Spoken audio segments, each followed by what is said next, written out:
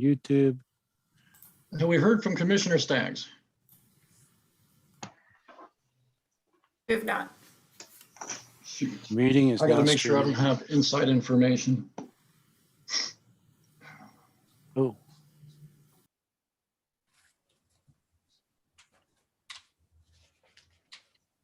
I don't have anything from him. Oh, coming in right now. Okay, all right, good.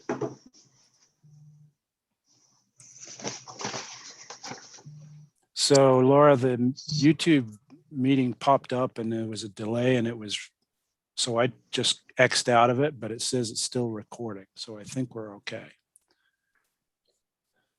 Okay, you think we're good? But my app says that we're live on YouTube, for whatever that's worth. Okay. We Okay, have we ready? Commissioner Stubbs and Commissioner Gage here too. So. Okay. Ready for duty. We're good.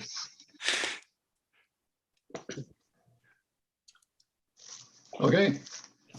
All right, I will call to order the Monday, May 10th, 2021 meeting of the Oregon City Planning Commission. And to begin, I'll just do a quick roll call. Commissioner Stoll, Present. present. Make sure you're not muted. Commissioner Gage. Here? Okay. Commissioner Novak is absent. Commissioner West. Here. And Commissioner Mitchell. And Commissioner Staggs made it. And I'm here. All right. Thanks, everyone. In case somebody showed up that I don't see, are there any public comments on items not on the agenda? Anybody show up? Okay, all right, moving into agenda item number 1. It is a public hearing, but it's a legislative hearing, so no script. It's LEG 21-00001, proposed annexation code amendments. I believe this is Pete. Yes, I have a PowerPoint to share with you. Excellent. Great. Can everybody see? I have to move the screen a little bit. Okay, so a little background, 20 slides here. All the slides except for these first few are what's in your packet. So I'm just going to go through the red lines of the amended code bit by bit. Did the screen change? Yes. Yeah. Okay. So the background here is the City Commission gave staff direction to really beef up some of the annexation code criteria. And this came from concerns about annexation without a vote and the discretionary nature of annexation decisions. So annexation decisions are a public hearing before the Planning Commission and the City Commission. And historically, up until Senate Bill 1573, they were sent to a vote of the people. And then since Senate Bill 1573, most annexations that meet the criteria of Senate Bill 1573 are not sent to a vote of the people. There are also concerns with the current annexation code with respect to the infrastructure timing that we make findings about and when the infrastructure is going to be ready.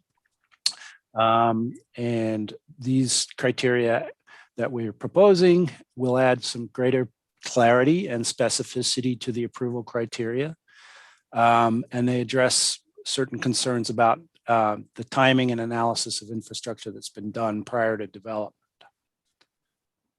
A little example of the development process in Oregon City. It is a long process to actually get a permit out of the ground. And this is pretty standard for a lot of cities, but in Oregon City, as a metro city, the first step is a concept plan associated with urban growth boundary expansion. This is a metro requirement. Takes about 2 to 3 years to do that. And then if we need to, we'll update our sewer, water, stormwater, transportation, otherwise known as public facilities master plans, so that those reflect the growth that we anticipate in the concept plan and the urban growth boundary. And then property owners can petition the city for annexation. Annexation process takes approximately a year, and that's including time it takes to prepare an annexation and all of that, and then finalize it. Annexations can be proposed separately, so it's just bringing property into the city, or they can be proposed with a land use application such as a zone change or a site-specific plan such as a subdivision or site plan. And for larger annexations, the last few large annexations that we have approved, including Park Place and the golf course, included a condition with the annexation to complete a master plan or planned unit development at the time that a subdivision is proposed. And so both the golf course and Park Place properties have yet to submit those master plans, but they plan to move forward with those. And then once the master plan is submitted, either concurrently with a subdivision or site plan, if it's commercial, then you're in the almost the final stages of land use review, and then on to construction, which is the issuance of building permits and that sort of thing. So at each of these various stages, you are going from a level of pretty rough analysis to a very site-specific level of analysis with increasing certainty about the infrastructure and what's available to serve a particular property as you go through that timeline that I just showed you. And so all of those things are typically what we cover in a staff report for an annexation. The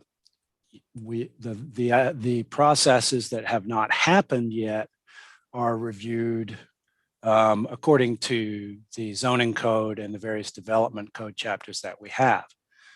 So there's ever increasing levels of analysis as you get towards a final building permit. And then when the building permit is issued, was that a question? Sorry. Okay. When the building permit is reviewed, that's when we anticipate that a housing unit is going to become occupied. And once the unit is occupied, that's when the impact happens, and the system development charges are allowed to be paid at that time.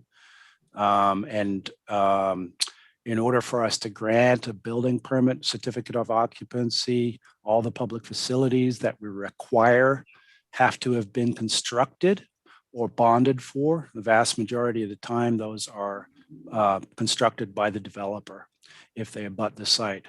And then there are also off-site improvements associated with bigger developments, such as transportation systems. So if you have a zone change application, for example, and you're increasing the density in an area, and the transportation analysis shows that a certain number of your generated vehicle trips are going through various intersections, we require a proportional share of the cost of those infrastructure improvements for interchanges and that sort of thing as a condition of the site plan. And we've even required that level of analysis with annexations. Park Place was an example of that. And the golf course as well. But when they apply for an annexation, for a site-specific, like a subdivision or site plan, that analysis gets updated to reflect current background conditions and traffic and the current situation on the ground. So that's the background of infrastructure analysis. Are there any questions about that? Okay, now I'm going to go straight into the code amendments. So I apologize. Is Daphne waving? Sorry, you're muted. You'll need to unmute. Sorry. Okay. I just wanted to say thanks for going through that, Pete. Sure. Because that wasn't in the packet, and it's been a long time since I've been on doing this, and I really appreciate you walking through those steps. Thank you. Oh, yeah, I think it's helpful for everyone to see those steps. And I should also mention that, this is, with the exception of urban growth boundary expansions, which are driven regionally by Metro, and concept plans, which are done by the city, the actual process of annexation, zone change, master plans, subdivisions, and site plans are all driven by property owners who decide that now is the time that they should move forward with an application. So that's another thing worth mentioning. So I will go into some of these slides and we can refer back to these. So the red lines, the proposed red lines refer to two sections of code in chapter 1404. That's the changes to city boundaries and services. And that's the only code section that we refer to when we do annexations. If someone applies for a zone change, we'll also look at chapter 1768, but we require that an applicant submit a separate application for zone change if they want to be zoned to a city zone so that we can do the additional analysis associated with the zone change. Sometimes annexations occur on their own without zoning. In the case of, for example, emergency sewer annexations, where they want to hook up to city sewer, we require that they annex in those situations.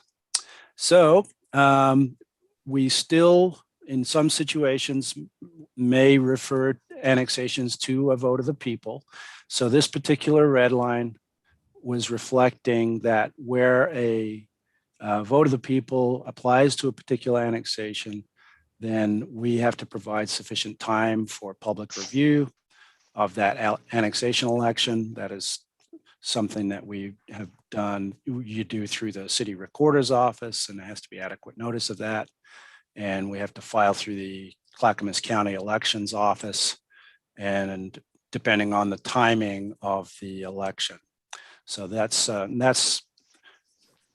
if applicable. So that's what this red line does. All land use applications and major land use applications and annexations have to meet with the neighborhood association. And in the case of annexations, they meet with the neighborhood association that is abutting them and which they'll become part of. Sometimes neighborhood associations can't meet for various reasons. What this red line does is reflect that a proactive effort by the applicant to meet with a neighborhood association should be deemed a positive factor.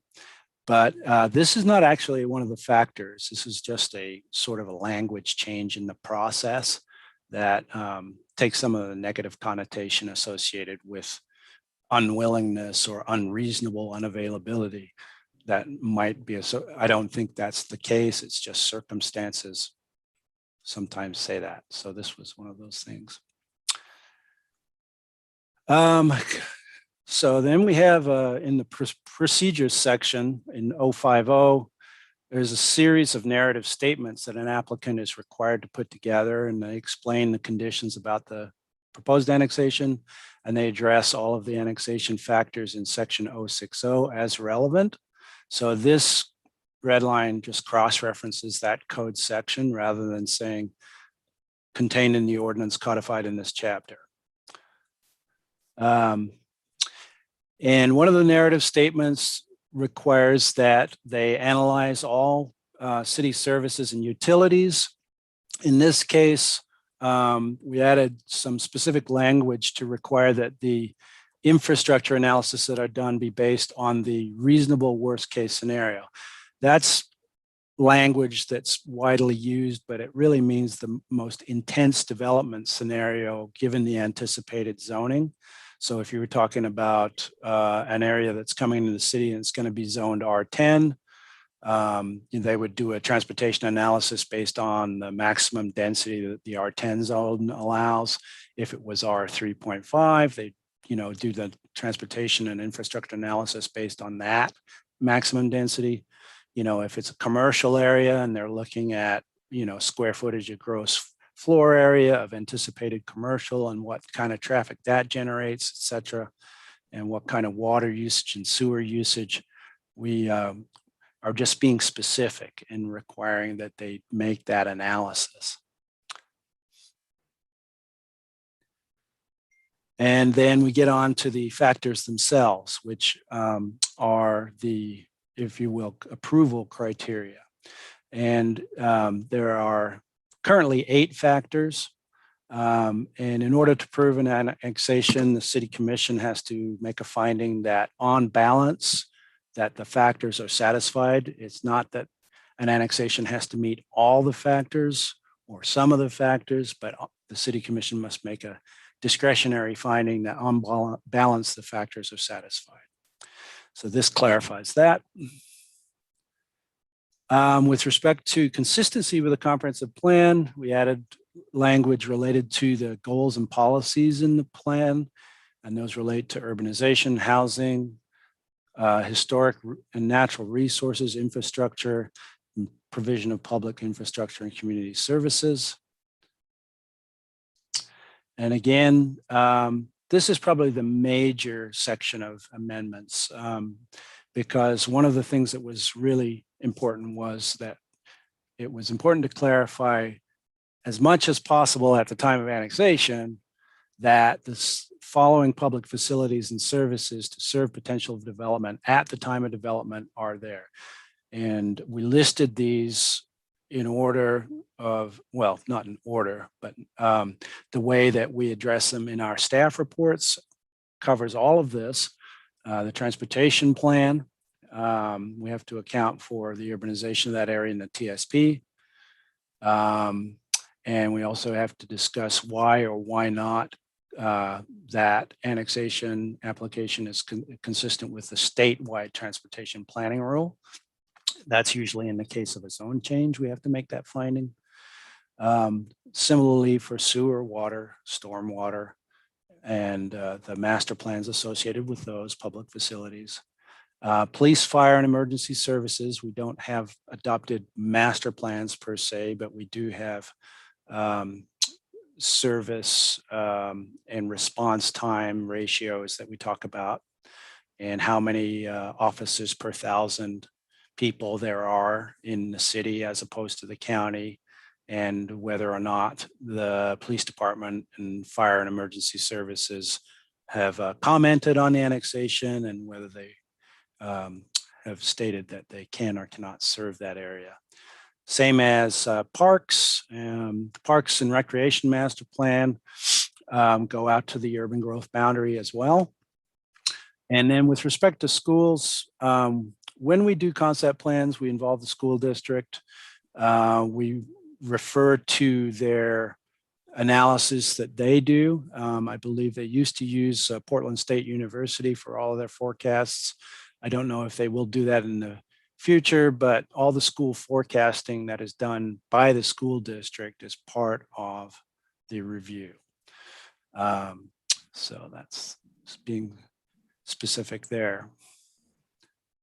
And importantly, the next one is applicants got to demonstrate how the impacts to those facilities and services are mitigated, whether that be through payment of system development charges, through their on-site or off-site improvements to infrastructure, and how they're funding for the mitigation that they're required to do in the code. And we also put in that the City Commission can reserve the right to enter into a development agreement with an applicant that governs the extent and timing and who's responsible for the infrastructure improvements. which is a more specific declaration, if you will, or commitment on by the developer for when infrastructure is built. There's a new factor that large annexations or those over 5 acres secure a master plan approval. So that's what I referred to earlier. Master plan / planned unit development is a type 3 planning commission decision. It basically allows for greater flexibility in a discretionary decision. An applicant can ask to phase a development over the course of 20 years. And they can also ask for adjustments to the city code, or they can ask to be reviewed for all subsequent phases under the development code that they initially applied for when they submitted the master plan. So we do, that is essentially like a negotiated zone district where the planning commission and the developer look at the impacts associated with that. It's a useful tool for things like parks, trails, and recreation, where we don't have a lot of zoning code criteria dealing with those types of improvements. And through a traditional staff level type 2 approval, we can't always get clarity on when parks, trails, and services like that are going to be built. So a master plan can build that certainty in for those important types of things. Factor 6, we're adding clarity. This is from the city of Sandy, and a few other cities have this criteria or factor, if you will, that the annexation must be in the best interest of the city, which on its own is very discretionary. The city commission wanted a little more clarity there, stating that the commission may consider the annexation to be in the best interest of the city if it meets 2 or more of the following criteria: that it provides a needed solution for existing problems resulting from, for example, insufficient sanitation, water service, or other urban service related problems, for land needs to meet urban needs in an orderly and logical growth pattern. And that, of course, could mean commercial land or housing. It also, or if the annexation area provides a necessary route for utility and transportation networks that are important to improve the transportation system.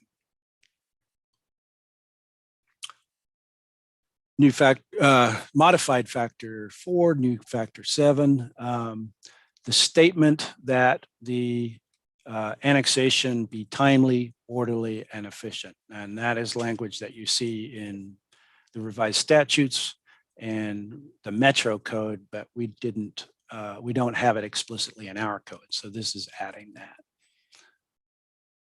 With respect to natural hazards, wanting us to be very thorough in what inventories we look at, not just city inventories, but any county, state, or other government agencies, such as, if you're talking about natural hazards, we have the Oregon Department of Geology and Minerals, which has a lot of data and tools available for evaluating slides and geologic hazards and that sort of thing. So making sure that we are doing our thorough due diligence when we're looking at natural hazards. Factor 9 adds a new factor to ensure that all historic and cultural sites are identified. And then we get into some procedures again. This is reiterating the development agreement option for the city commission to enter into. Clarifying the following language with respect to tree removal. We added a factor, I think it was 2 years ago, with respect to annexations, where if there is tree removal following application, then that's a negative factor that can be evaluated. But there's two parts to this amendment.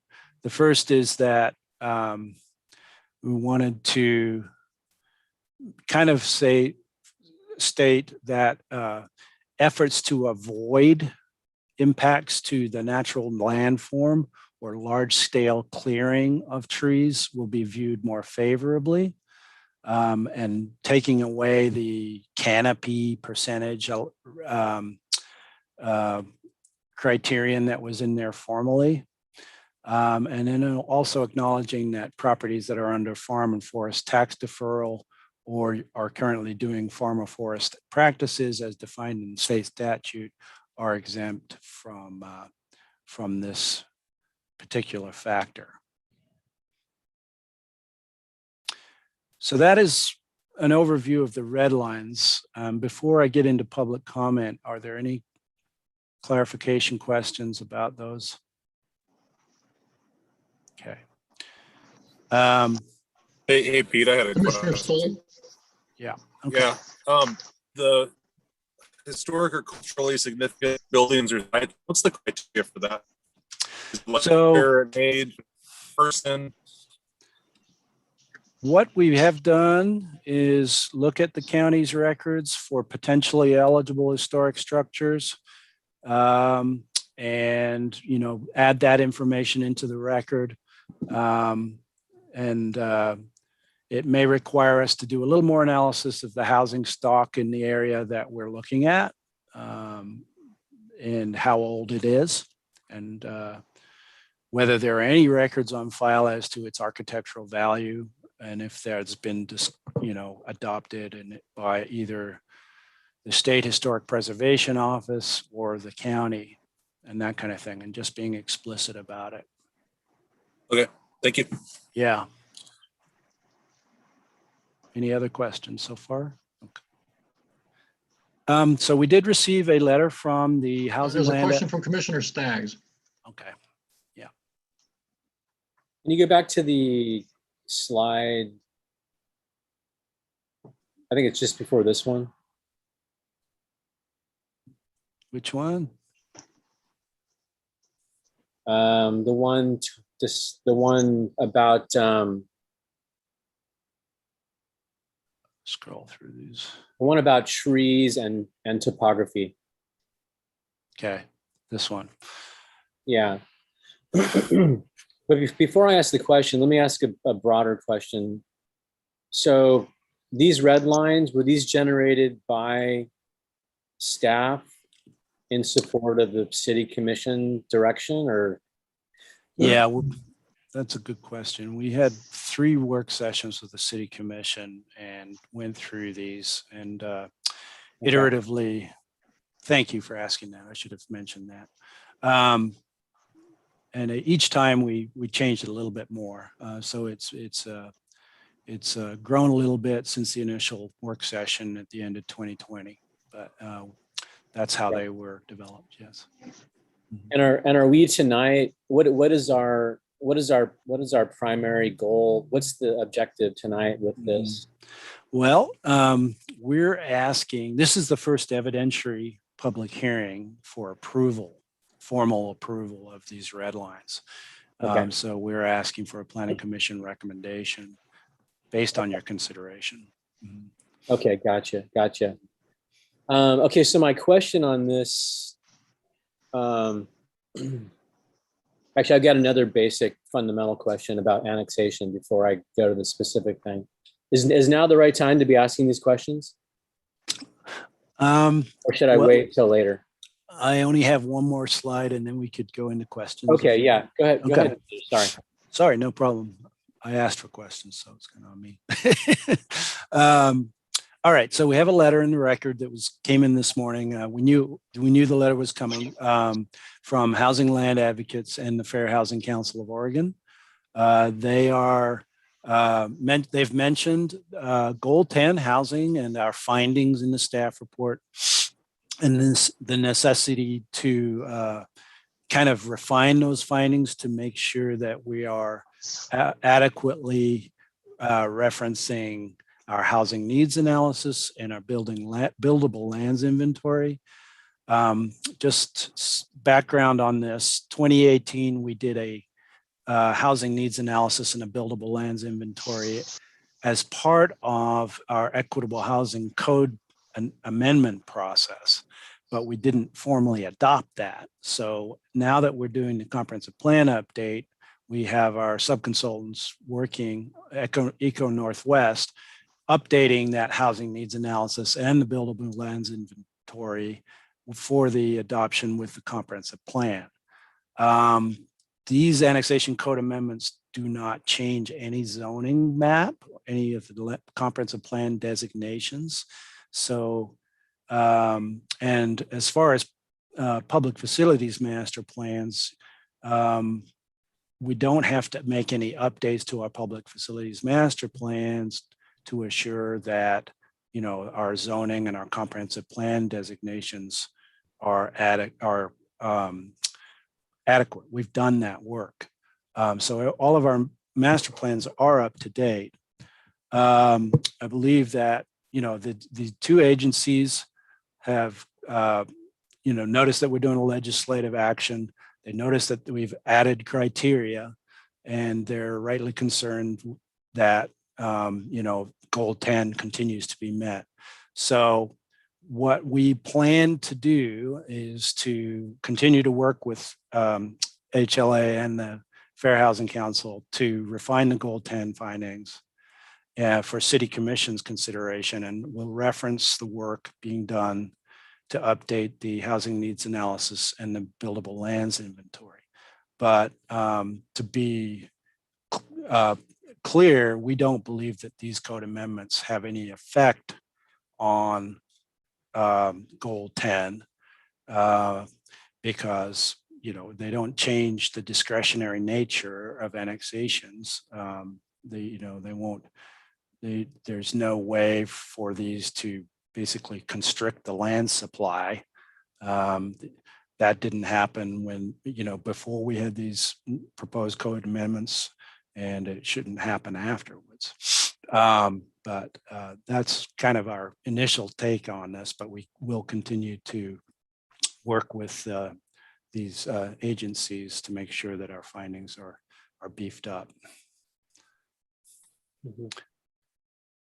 So timeline for adoption, and Laura, you might want to chime in here. But today, the star indicates where we're at, May 10th. If for some reason the Planning Commission votes to continue, our next hearing we would ask for it be postponed to June 14th. Otherwise, it would go to the City Commission for a first reading on June 2nd and a second reading on June 16th.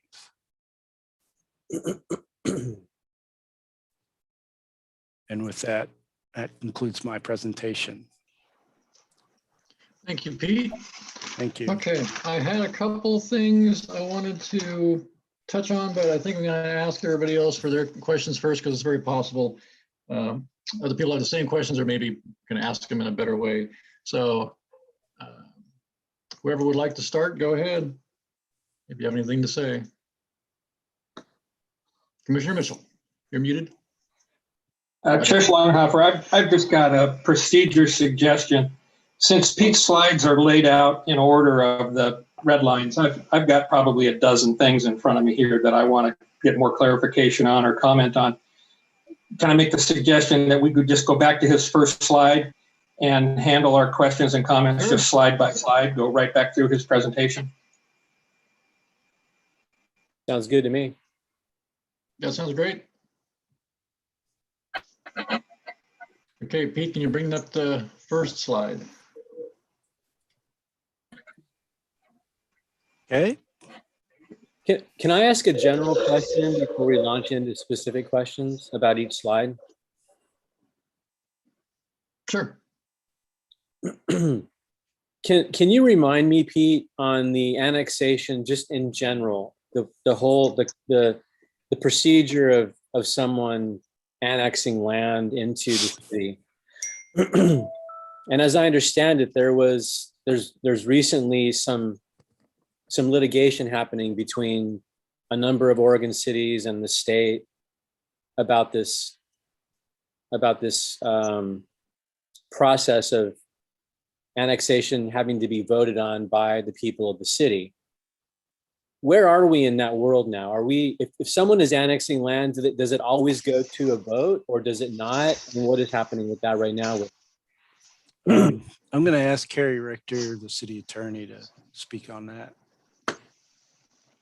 Sure. Current- Okay, so Senate Bill 1573 was adopted, I think, in 2016. And what it did was it said that if land is inside the urban growth boundary and it satisfies the city's standards, then it can be annexed. If it complies with the city standards and the city council approves it, you cannot send it to the voters. So it ties the city's hands with respect to voter approved annexations in cases where the land is already in the urban growth boundary and the city has deemed it satisfies the comprehensive plan and land use regulations. And that decision was, that legislation was challenged by a couple of cities, city of Corvallis and some others. It went to circuit court, and the circuit court found that Senate Bill 1573 was constitutional and did not violate the city's charter provisions. Corvallis's charter provision matches Oregon City's exactly in requiring voter approval before boundary changes, but that the legislation gazumping, vetoing the charter provisions did not violate the Constitution or the separation of powers, was what the circuit court found.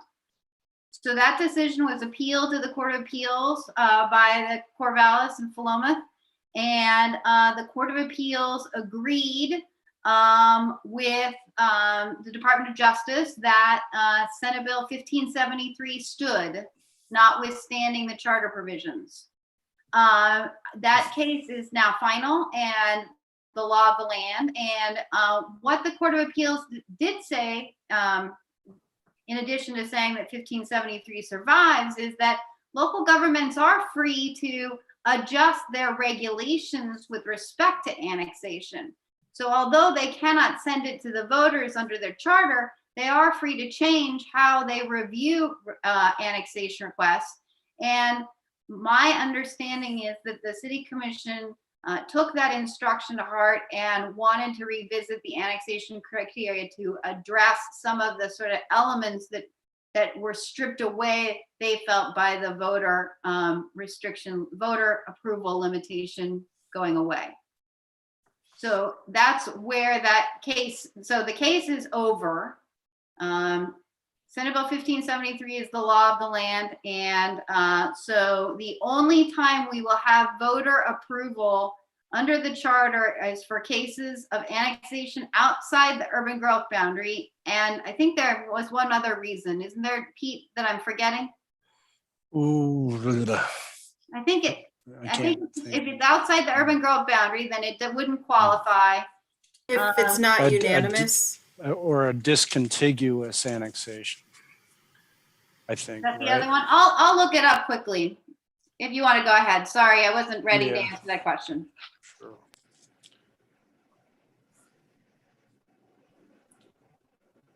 Does that Okay, answer? Pete, I got one more question, Pete, before we start. Are we giving input on the red lines that are a result of the city commission work sessions? Or are we making our own suggestions on the annexation process? We're asking for input on the red lines, but. It's the red lines. Yeah. Okay, all right. Yeah, That's but, what I thought our place was. All right. mhm. Well, I don't think you're limited necessarily to the red lines. I mean, if you felt there were something else that should be added, I think that it would be appropriate for you to suggest, I mean, into chapter 1404. Carrie, thanks for that commentary on 1573. That was very helpful. Thank you. Okay. So the first slide is talking about the rare occasion where we might be sending a annexation to a vote of the people. But it's really just a time. This is just talking about the timing and the requirement to comply with state law for elections. So the circumstances where we would still send an annexation to the voters under the charter would be land outside an urban growth boundary, land that is that doesn't comply with the acknowledged comprehensive plan. So if we hadn't planned for its urbanization, and land that is not contiguous to the city limits. So there aren't very many cases, but it's possible. Okay. Was there a question on this one? Commissioner Mitchell? Okay, no, nothing on this one. Okay. Neighborhood association clause.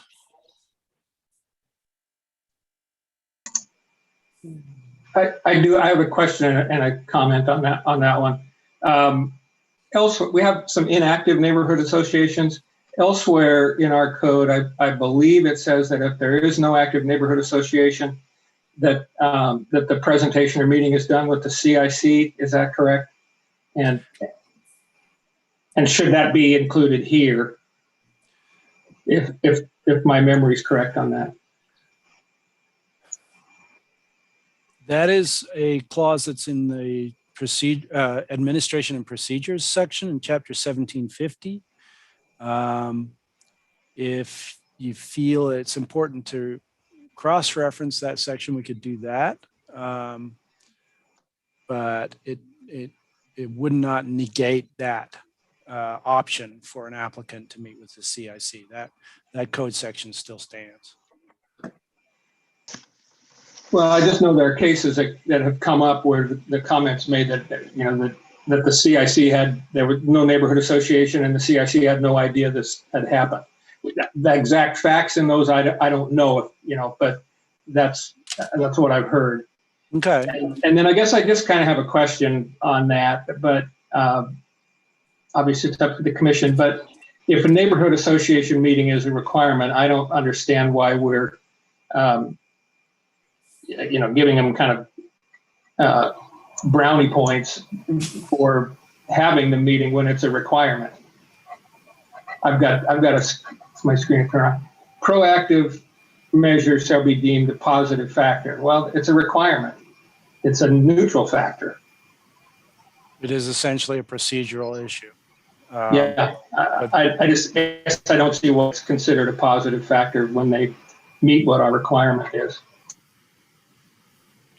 And we wouldn't, yeah, I see where you're going with that. And it's not one of the actual factors. It's a procedure in the code. So The planning commission may choose to just delete that second sentence if it's redundant or unnecessary.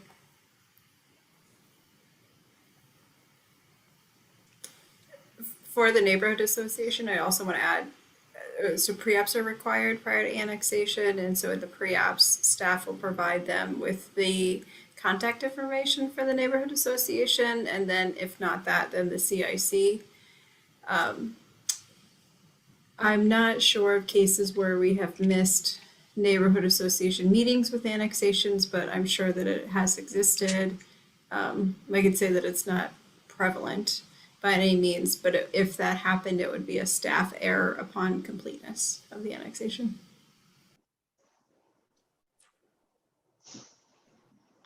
Commissioner Staggs? I don't have any questions on this one. Okay, all right. I had one bit of, I guess I'm a little confused on that. So if there's a neighborhood association, the neighborhood association, they have a meeting with them. But if the neighborhood association is inactive, then it's just contact within 300 feet of the annexation.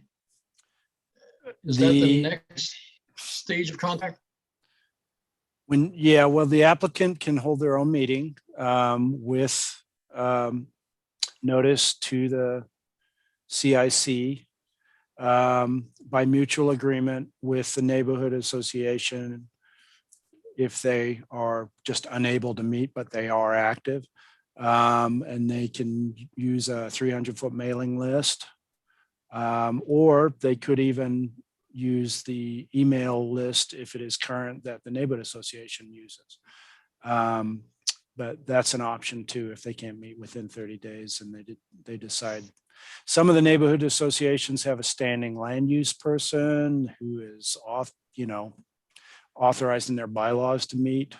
There are steering committees that can meet. So each neighborhood association is a little bit different in the way they coordinate these meetings.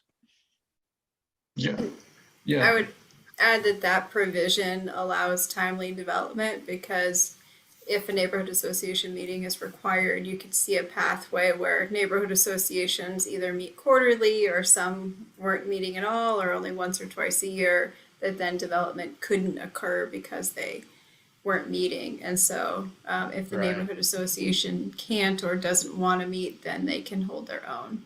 It would only go to the CIC if the neighborhood association doesn't exist. Okay. Looks like Daphne has a question. They got a further reach than 300 feet. I beg your pardon, Dirk, that was kind of garbled. I think I got an internet problem. So if the CIC gets involved because the neighborhood association is inactive, how far do they reach? Do they reach out to further than 300 feet, or is there no direct contact to neighbors? That's a good question. Laura, do you know what happens in those situations? I thought it was just So- going to. Can I rephrase? So your question is, if the development has their own meeting, they notice the 300 feet, and why is the question, why is it 300 feet? The question is, if there's no neighborhood association, which there can be a lot of neighbors in a neighborhood association further than 300 feet. If there is no active neighborhood association, does the CIC contact people further than 300 feet, or what's the reach of the CIC? The CIC does not. It is an incentive to have an active neighborhood association. And really the point of the neighborhood association meeting in general is to let people know an application is coming. When the application itself comes up, that's really where the point of opportunity to comment on, and there's signs and other mechanisms to let people know.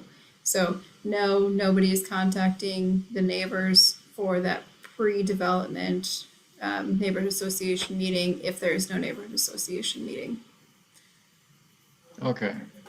Does any commissioner other than me think we should be, I know there's not too many inactive neighborhood associations, but should we try harder to reach more people? Does anybody think that's a good idea? Can I talk? Yes, Commissioner West. Yes, go ahead.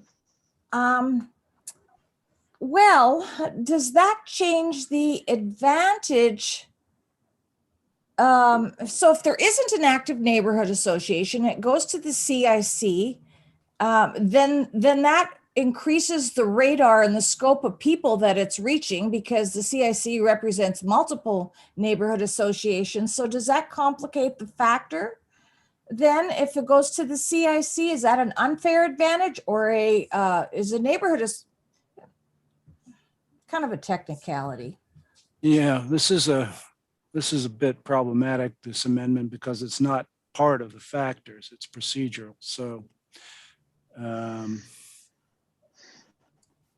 I would also add that when we do the actual land use notice, we send it to everything to the CIC anyway. mhm. So that they will all know at some point. But I would encourage the Planning Commission to stay focused on this rather than the procedural requirements in 1750. I'm a little bit hesitant of having different procedural requirements for annexations as opposed to other type 4 applications or things like that in 1750 that we're not proposing to change. Yeah. Right, yeah, if I'm heading in the wrong direction, I'll bring it back. All right, And it's only because we didn't notice it to the public. We said we're touching this chapter. We didn't say we're touching 1750. understood. Okay. Anything else? All right, Yeah, Pete, I guess we can keep going. Chair Schlagenhofer, I'll just say, Yep. I think our public involvement process requirements is something that I think we should revisit. It's not a topic for tonight. It's a bigger topic than that. I think those who have been around the Planning Commission for a while know that I think that 300-foot requirement is not enough.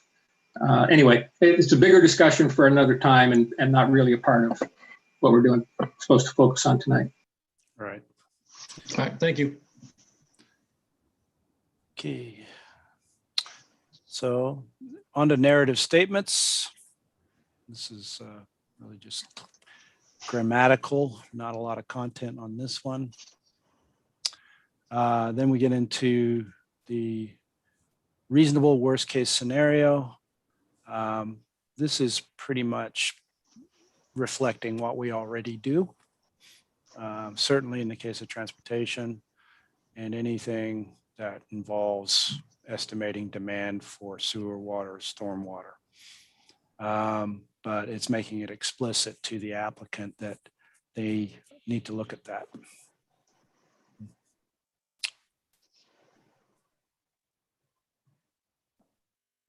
Any questions on this one? Commissioner Stoll has his hand up. Commissioner Stoll? Yeah. The worst case development scenario is that, so I remember that there's like a 20% allowance one way or the other for lot sizes. And so does that take that worst case, is the worst case scenario the densest 20% allowance? That makes sense. So R10 would be 10,000 foot. So a whole bunch of 8,000 square foot lots in that area as opposed to all the 10,000 square foot lots. Well, that was actually modified and made 10%. Okay. Still, and same question. only a quarter of the lots in the subdivision can do that anymore. So Okay. We've significantly scaled that back. What this is really saying is that the overall density of the development for the zone, what is the maximum number of dwelling units? Because on average, the subdivision has to average out to the 10,000 square foot. Gotcha. In that situation. So and when we do require that developments, meet a minimum and a maximum density that is specified in the dimensional standards for the underlying zone. Okay. Yeah. So we would say, do the analysis for the, the minimum and the maximum. So. Gotcha. Yeah. Cool. Thank you. Oh, next one. Oh, Mike, you had a question on this one? Yeah, my question actually is on part of the narrative statement that isn't actually redlined. 7A, I don't know, you probably don't have a slide for that. But 7A says statement of ability, capacity, and status of existing water, sewer, drainage, transportation park, and school facilities. Yeah. And what strikes me is the virus had one of the lessons is Oh, Mike, you're breaking up. us is the importance of broadband internet access or ability question that we should also be looking at. I think it is.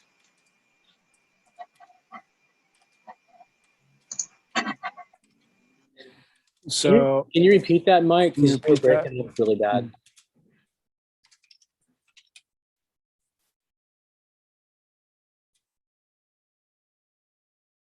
You're muted now. I think you just. Oh, sorry, my internet is giving me fits tonight. I'm sorry. If I can report back kind of what I thought you said, but it has to do with communications infrastructure such as broadband and then internet. Yes. And I think that should be included along with water, sewer, transportation, and so forth. Okay. That's Anybody have any follow up on that suggestion? Yeah, I agree with that. Okay. Yeah, I do too, especially given Mike's troubles right now. And I do too. Okay. Any other comments on this one? Okay. Oop. And questions or comments on this? Consistency with a comprehensive plan.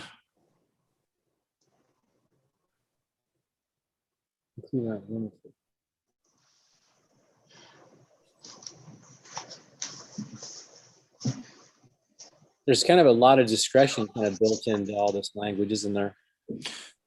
That's yeah. Even in an attempt to make it less discretionary, it is still discretionary. Like on this one, you know, it says including but not limited to goals and policies for urbanization, housing, blah, blah, blah. Mhm. So it pretty much leaves the door open to be discretionary about anything. So I don't know. I kind of putting my let's get as much housing built as possible for Oregonians because we're at a housing crisis right now hat on. And it seems like we ought to be making it easier to get housing built rather than harder to get housing built. And the more discretionary we make everything, the more challenging it's going to be to do that. Right. And I think that was particularly I think the city commission definitely understands the balance that you have to strike here. But knowing that it ultimately is a discretionary decision, but wanting there to be plenty of basis for their decision making.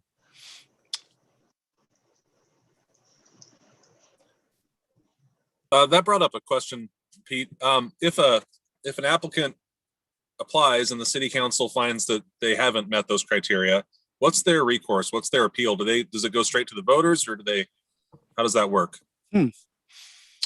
Well, annexations can be, Carrie, can you chime in here? I think they're appealable, right? Or do they just, I'm going to ask Carrie.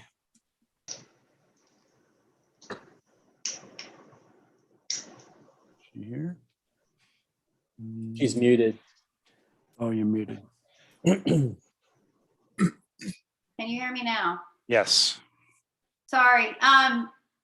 So when the city makes a decision with respect to annexation, one of the criteria, as we talked about, is the comprehensive plan. And because the comprehensive plan applies to annexations, they are a land use decision. They get appealed to the Land Use Board of Appeals. So if somebody felt like the analysis was defective or the evidence wasn't there, the recourse would be to the Land Use Board of Appeals. Okay, thank you. Yep. Okay. Thanks, Carrie. Going back to, I'd like to, before I turn off my mute again, go back into mute and keep talking to myself. I wanted to respond to Commissioner Stagg's comment about sort of doing whatever you want. And I think that what the commission intended to do here with respect to the criteria was to give more information about what level of utility analysis has to be done, to specify which utilities have to be addressed, so that an applicant knows going in that they need to talk to the school district, they need to talk to the fire, CCFD 1, they need to talk to if broadband is on the list, an applicant knows that going in. They know that they're going to have to do a master plan going into the process. So the idea is that we're trying to give greater definition, although discretionary, greater definition to applicants about what will be required in order to get an annexation approved.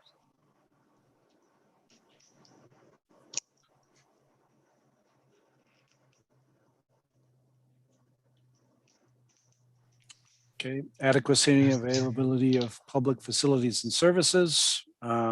Mike, you had mentioned communications infrastructure. So I assume you'd want to make the same suggestion here.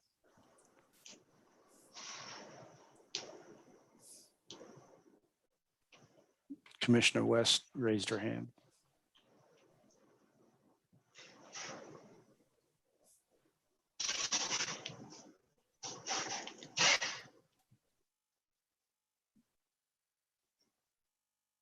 Yeah, Commissioner West, go ahead. We talked about the fire district or police or this, well, maybe not the school district, but if they're saying, maybe the fire doesn't have adequate, or their response times are too slow for an annexation, and same with the police, that they're not at a staffing level that they are in the rest of the city.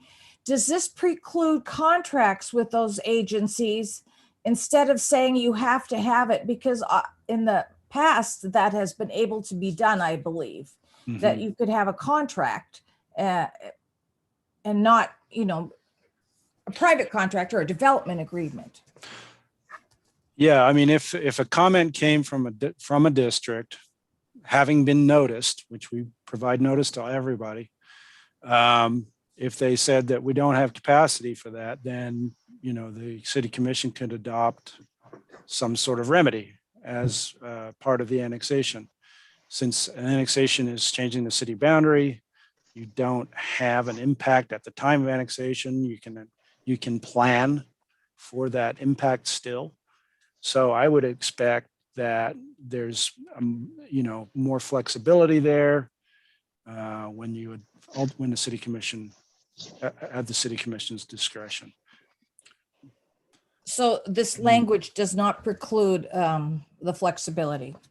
No, I don't think so. I Okay. think that, yeah, it provides for that. Okay.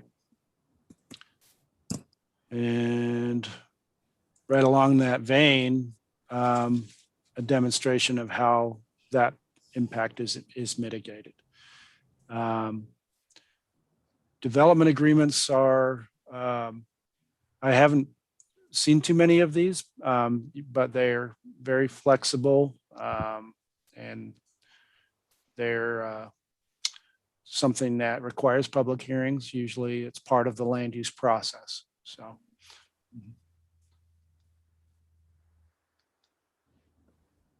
Any questions about that one? Can you go back? Yep. Let's see. So we're requiring that funding must be identified for all public facilities and services, and how that is done.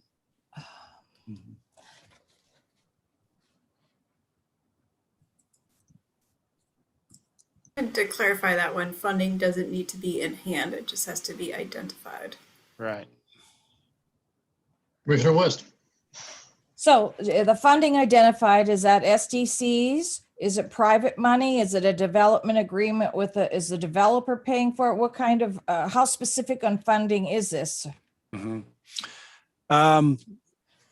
Well, it would include payment of SDCs, which are required with building permits, codified dedications and exactions, such as sidewalk improvements immediately abutting a site, streets and roads that the developer is obligated to build.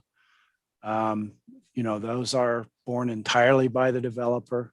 If a developer oversizes a particular pipe and qualifies for reimbursement, they can get reimbursed on that. And so development agreements can specify what the reimbursement schedule is. There's a number of ways to do it, but we would also refer to the city's capital improvement program and what currently is identified as a cost in an area, acknowledging that as each year goes by, the cost of construction increases. And so frequently there's a construction cost price index, which is referred to, and things like that. But in previous annexation reports, I've mentioned all the various SDCs that are applicable for the current year and how those go up every year. I would add, Commissioner West? Oh, Laura, go. I was just going to add that I believe one of the concerns of the commission and one of the concerns that they believe that someone might not want to support an annexation if it were to go to a vote of the people. In this scenario where it can't go to vote of the people, what they're trying to get at is, is there a way to make sure that the necessary improvements to mitigate the development when it occurs are thought about ahead of time and early so they can just be in place? Are we upfront early that if you put an impact on infrastructure in our city, we would like that mitigated? So, Commissioner West? Chair Schlagenhofer, does this preclude, are there no annexations anymore where someone they want to sell they're going to just get into the city and they aren't the developer of the property? Or another scenario, or can they get in annexed and they don't want to develop it for, 5 to 10 years? How can you put costs out that long? Or are you saying that they can't get in unless they're going to do it right away and it has to have a development, a master plan and a development agreement over 5 acres? Well, as we mentioned, not all these factors have to be satisfied.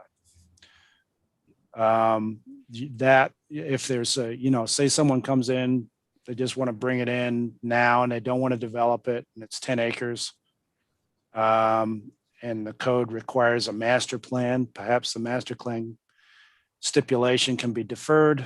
The annexation is again discretionary. So, I think it doesn't preclude that. On the SDCs, those aren't, they're not set aside for specific things. SDCs go in a pot, whatever needs to happen at that time, that's what the SDCs get used for.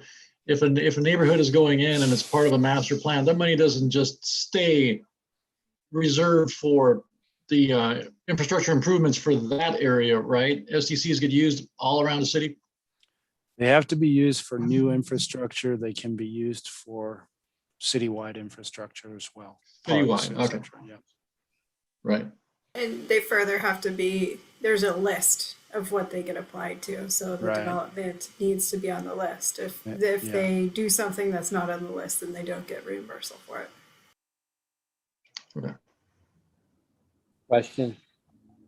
Commissioner Staggs. So just so I'm like crystal clear on this, so this would require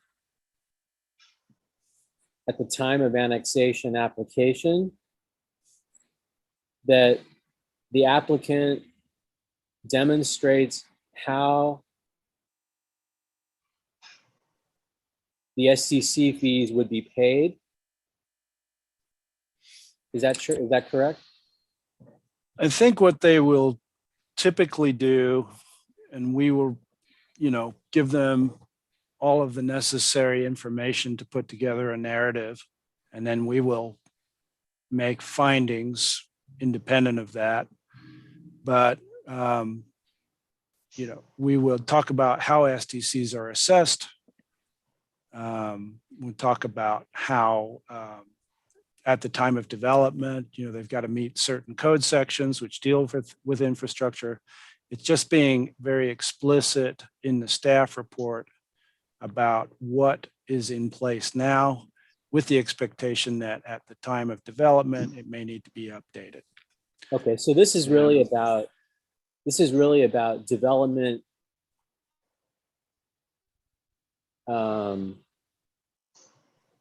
This is really about mitigating those costs. In other words, minimizing the cost. You're not asking the developer or whoever else is going to build on the property.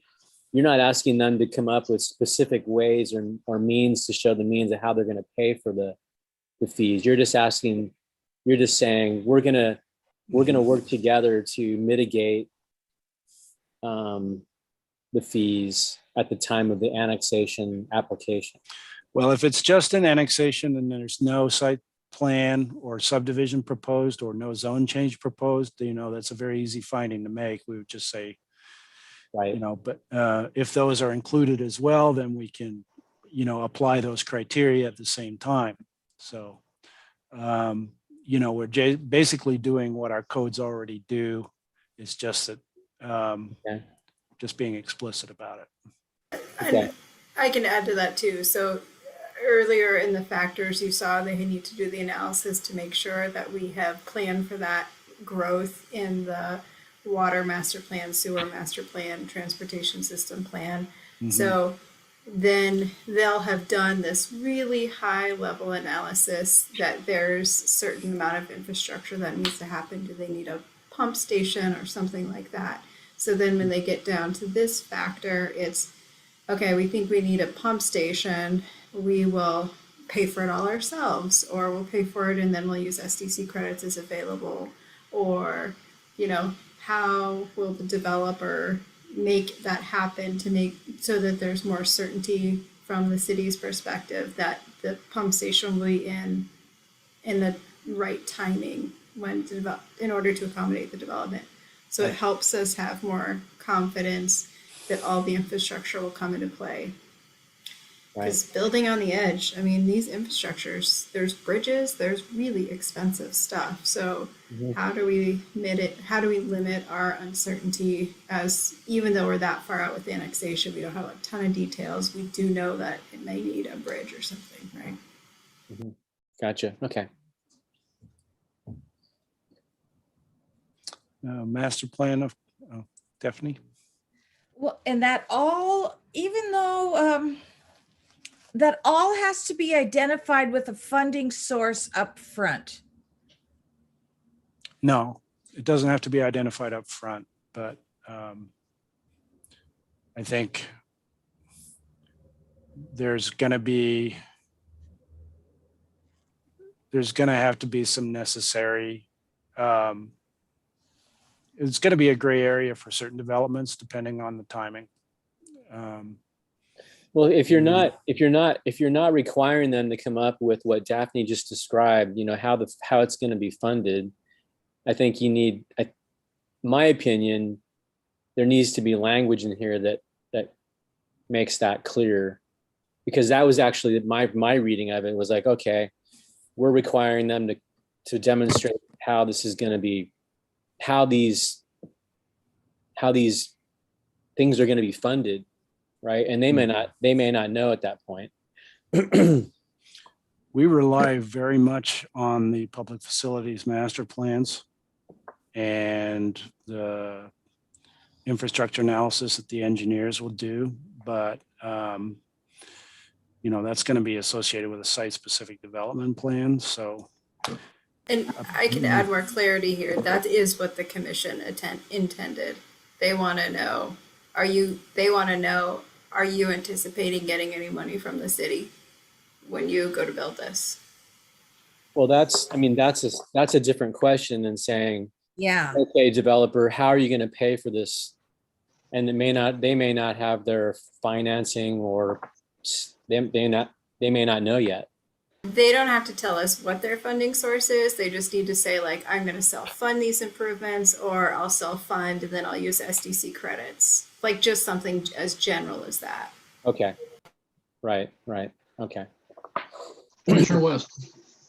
So I'm feeling like this is not a two-step process, that this is not an annexation and then a development agreement. This is now a one-step process that you have to have all this lined up before you get annexed. This is criteria for the commission to approve an annexation or send it to a voter, I guess. So it's not, so I see it as it's become a one-step process. You have to have both. Instead of, I thought first you annex and then you can do all the other stuff, but you're saying the annexation is subjective to all this before it even can be annexed. To the extent that we've got public facilities master plans that deal with that area. I mean, that is usually sufficient for us to make a finding, but we will also refer to the capital improvement program. It's up to an applicant to decide whether they want to submit a zone change and a site-specific development plan at the same time. Pete, I got a question. Mm-hmm. What if someone involuntarily gets annexed in, like in the case of an emergency annexation where sometimes adjacent parcels get annexed in? Mm-hmm. They're not planning on any development. They don't have to pay SDCs, do they? No, if those emergency sewer annexations generally come in without zoning, and we will, do the sewer permit, but we will stipulate in the conditions of approval of the annexation that there be no intensification of land use until they get a zone change. So we would Just change if they get annexed in. they kind of stay in at their current intensity of land use, and they can't get a building permit for any additional units until they get a zone change and that kind of thing. Okay, but would they start paying city taxes? Once they get into the city, they pay city taxes. Yeah. So if a neighbor gets, and well, I don't even know the criteria for being for an adjacent panel being annexed in, but is it possible someone's not happy with that? Can they appeal that? If they don't like a condition of approval that they can't develop, you mean? Sure. No, like, let's say there's a parcel. Okay, I'm really reaching here. Let's say there's a parcel that someone's going to need an easement through to be able to hook up to sewer because their septic failed. Mhm. They're close enough to the sewer system that if they get that easement, they can connect to the city, but they're going to have to go through the neighbor's yard. So the neighbor gets annexed as well. Now your neighbor gets annexed in. He's paying city taxes. He may not be happy. Can he appeal that, or he just is part of the deal and there's nothing he can do about his property rights? No, emergency annexations are usually just for one property or however many properties are affected by the sewer failure. They are issued a sewer permit prior to annexation with an agreement that they continue to follow through with the annexation process. It doesn't affect any other properties. And we've never, had a situation where we forced other properties into the annexation in those situations. They have to be within 300 feet of the sewer, and they've got to be contiguous to the city limit. If they're not contiguous to the city limit, we can't annex them. So technically, Okay. All right. I saw language somewhere about adjacent parcels being annexed. Would those be adjacent parcels from the same owner? Well, what are you talking about? That double majority rule, which is a state annexation rule that allows cities to annex unwilling parties if there's a majority of land of consenting owners. City has not done that for a long time. I can't remember the last time they did that. So maybe I'm concerned about something that's not a concern. Well, and the short answer, Chair Schlagenhofer, is that if somebody was annexed and they didn't want to be annexed, they could appeal. They could. They can appeal. Yes. Okay.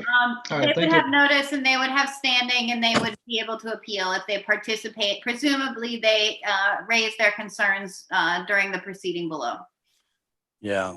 Okay, because I know one of the city's goals is to eliminate island parcels that are stranded. Yeah. Yeah, we try to avoid creating an island. So, we give advance warning that an annexation might create an island. And if so, we can't really recommend approval of it. That kind of thing. So it's not timely necessarily if you're going to create an island. So anyway, okay, it is appealable. All right, thank you. Sure. Master plan approval now required for anything up to 5 acres. Sorry, are we back on the original one again? Okay. Mike? I've got a comment on this one and then also on the next one. Okay. And I want to agree with what Commissioner West and Commissioner Staggs said.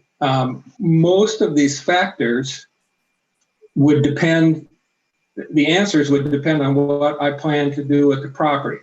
But I can easily see a situation, let's say I'm a property owner, I've got 10 acres right on the edge of the city, and part of my retirement plan 5 years down the road is to develop that property.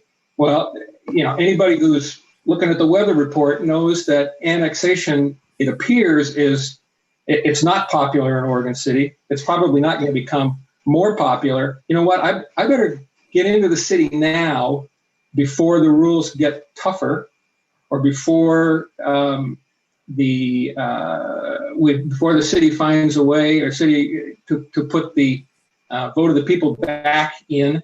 I may want to do an annexation without having any idea what ultimately might happen, because I don't know who I'm going to sell the property to, and that's going to be, it's going to be up to them. So I think Commissioner West brought up a good point. This seems to be eliminating the private individual who's not a developer, who can vastly increase the value of their property by getting it into the city before they sell it, because that removes one hurdle that a developer is going to have to go through down the road.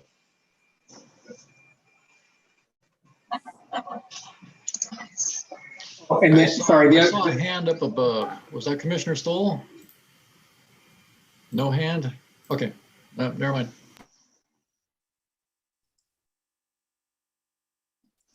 Laura? Yeah, I would just say that for them, like this adequacy factor is the same. We just sort of wrote out what we already do. And so I don't have the same feeling that you have to know what your development is going to be, because you have a comprehensive plan designation. So we do know what zone, and you can do the analysis to figure out what your reasonable worst case scenario is for the sewer system based off that zoning designation that's linked to your comprehensive plan. So you can do just the annexation and not do a zone change if you want to. We saw the golf course do that a while back. They didn't have a zone to change to at the moment, or back then, but we've seen it before. It's rather uncommon, I would say, for the most part. But you always had to identify what your impact would be on our infrastructure, whether you know what your development's going to be or not. We're going to assume based off your comp plan designation.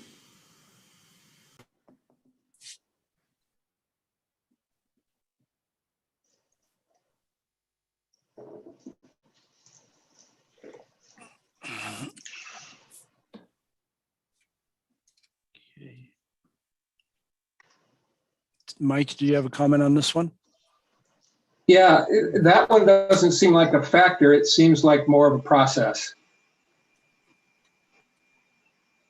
It's over 5 acres, has to have a master plan. How is that a factor in determining the annexation? It's one of the process steps. Seems like it should be in the other section, the earlier section of process. I agree. I think they left it as a factor because the commission can weigh factors to the extent that they want to. So if a developer didn't want a master plan and it's over 5 acres and the commission say really wanted it to happen, then they could ignore that factor, as opposed to if it was a requirement. I don't see how they can ignore it when it says that annexations over 5 acres shall obtain master plan approval. Because you can weigh factors however you want to. And so they could weigh this with a 0. They could devalue it if they want to. So it added guidance that, again, I think the city commission wants to know that development will be orderly and that the infrastructure will be in place. So this kind of helped bridge it for these larger ones, but it didn't become a requirement, just a factor. Do you recall anything else on that, Carrie?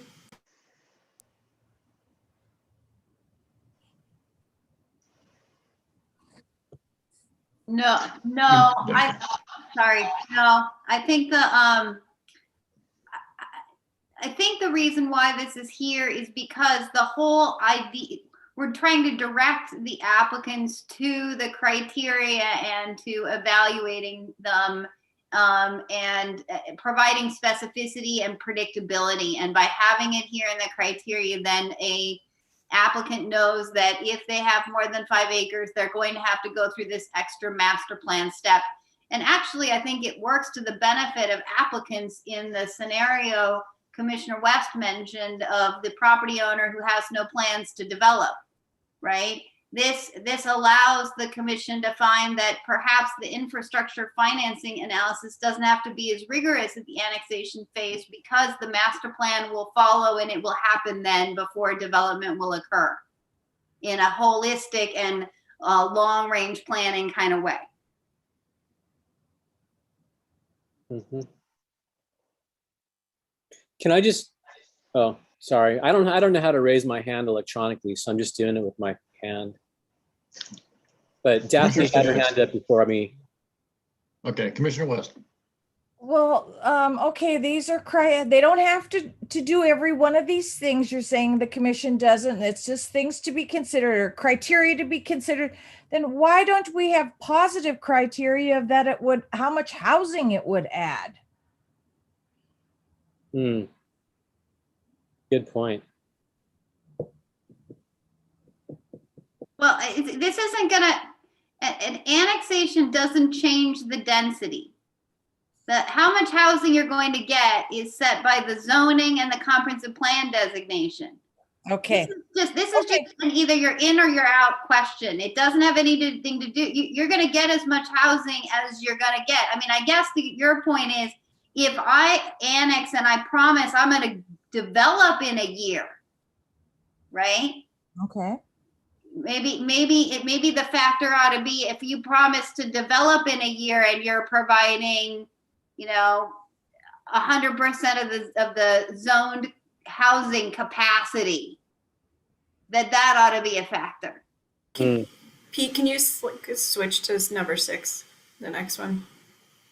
I think this is where that comes in. Is it in the best interest of the city? Yeah, I mean, you could add housing right in here. There you go. Mm-hmm. I think that would be a good suggestion and a good amendment. Does that further articulate B? Pardon? That would be urban needs in an orderly, yeah, I mean, urban needs, including housing or commercial land in an orderly and logical growth pattern. Maximizing the density. Which is what our concept plans do, all 3 of them.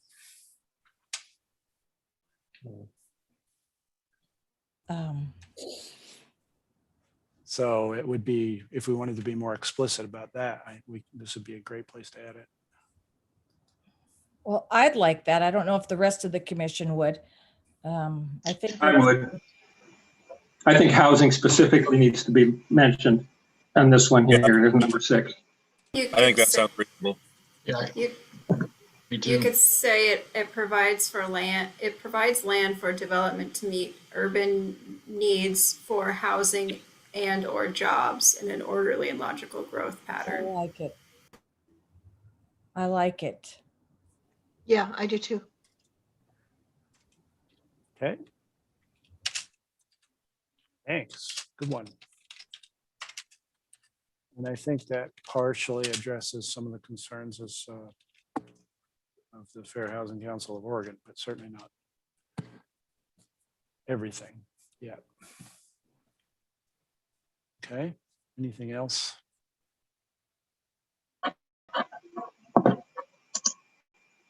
Anything else on this one?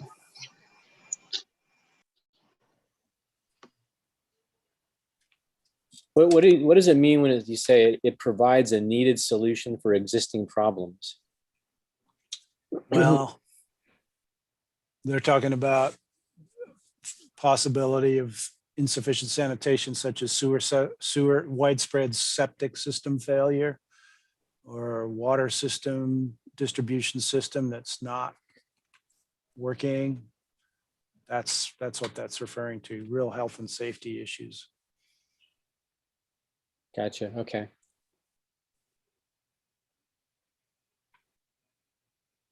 I think.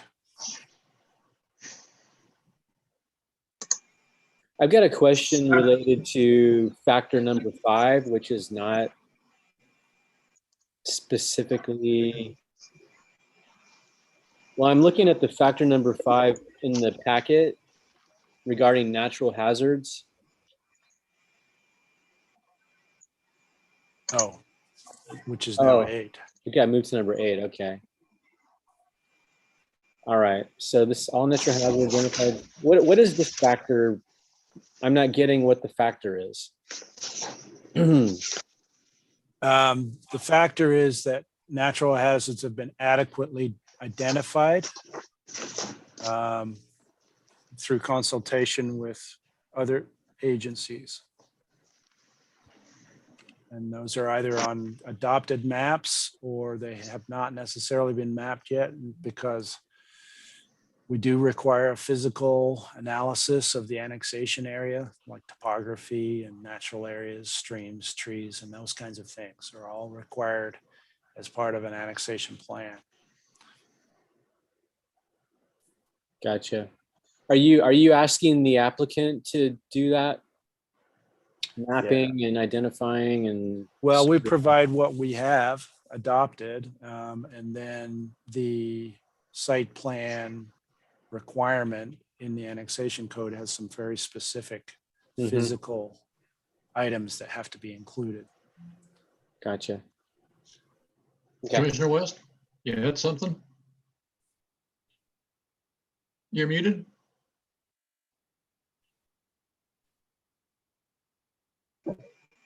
There you go. Sorry, too many buttons.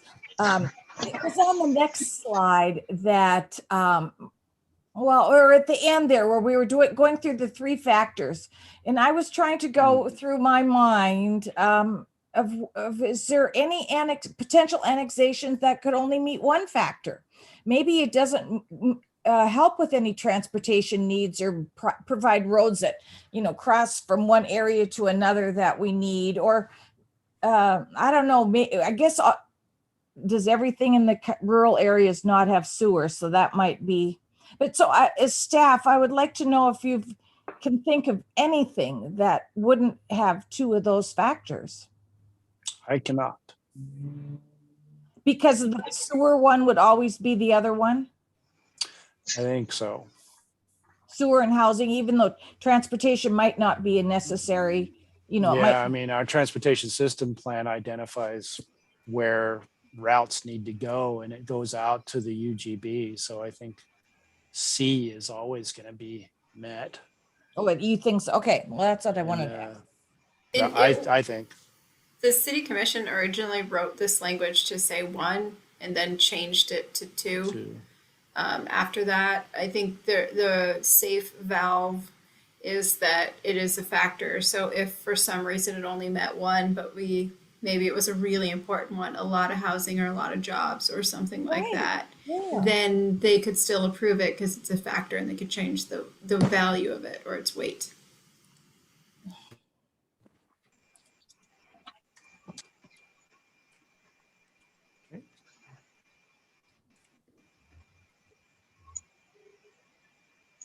Okay, I don't see anything else on this one. Yeah. Mike, Mike. Oh, sorry, Commissioner Mitchell. Yeah, I understand what Mr. Turway just said, that, it's just 1 factor, but it's kind of a key factor because annexation in the best interest of the city, that's kind of like an umbrella over the whole thing. This one to me really kind of gets to the meat of whether or not it makes sense. And to me, B, if we add in there they add in there the words about housing and jobs, that one on its own to me is enough. if it's providing housing, if it's providing industrial land for jobs, I mean, that to me, I don't think you'd have to have two in that case, but the commission put two in there for some reason. So anyway, I think if we're going to help it a lot, I think by adding housing and jobs in there. And then we kind of jumped to number 8, which was about the hazards. And I'm wondering, does steep slopes cover slide areas? Because we have some identified slide areas in the city that aren't really on steep slopes, depending on how you define steep. So I was wondering if we should add something about identified slide areas. I think we can add that. Not a problem. Yeah, because the geologic hazard overlay zone includes sloped areas and areas prone to slides that may not necessarily be sloped, but the overlay zone goes 200 feet beyond those slide areas. So yeah, if we say that, it's being. So we could slip the word landslides after floodplains in the list. Landslides. I'm not sure this is what they were thinking, but I think when they started the sentence with all natural hazards, and then they said such as, I think that was an attempt to name a few, not name them all. But we could definitely put landslides in there as a major one. I have a question. Sure, go ahead. Did I hear correctly? And I think Laura, you said this earlier, that the city commission could choose to weight any of these factors in any way they want. Is that correct? Yes. So they could choose to give one factor all the weight and not give any of the other factors weight if they chose to. Correct. I can't see that happening, but they have the authority to under these provisions, yes. Right, okay, thanks.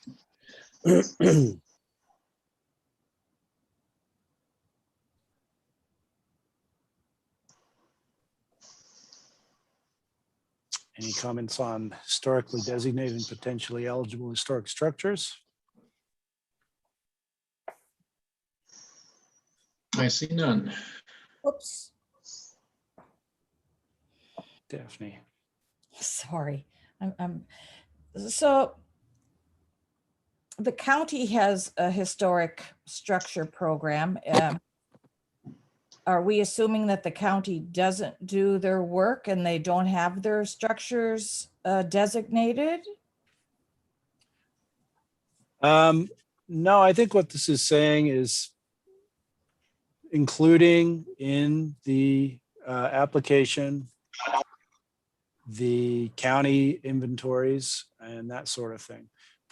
In prior annexations, we didn't always make reference to whatever county cultural resource inventory there was, based on an assumption that it would come into the city and everything would be the same.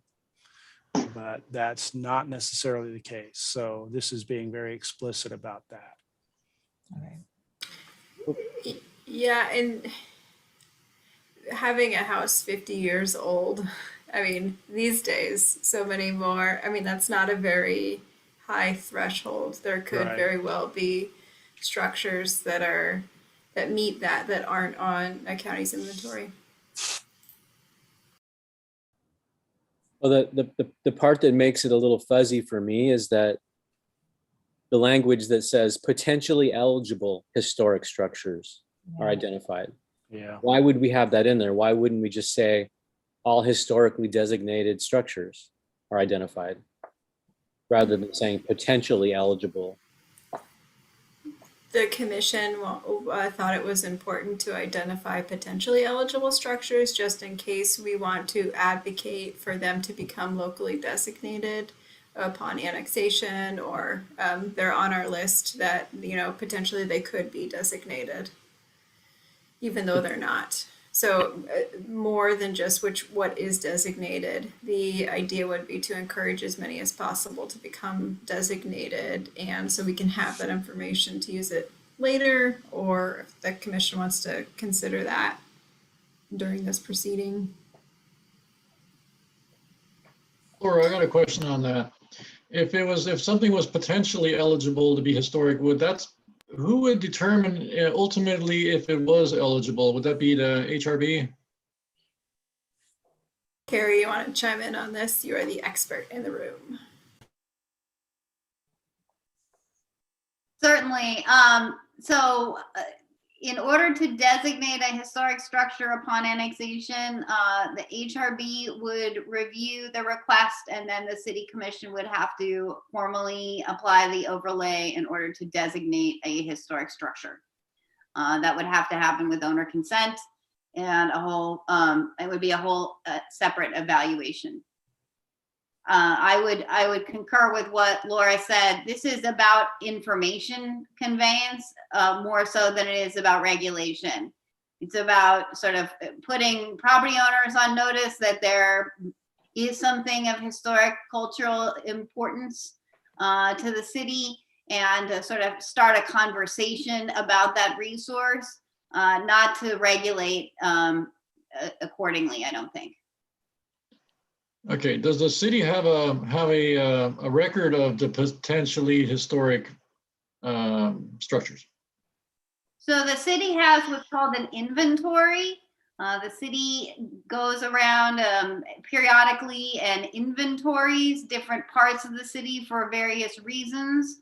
But I don't believe that there is an inventory of historic resources in the urban growth boundary outside the city limits areas, unless the county were to already have such an inventory accomplished.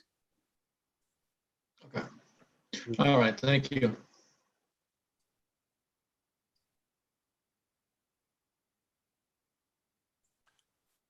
Any questions about development agreements?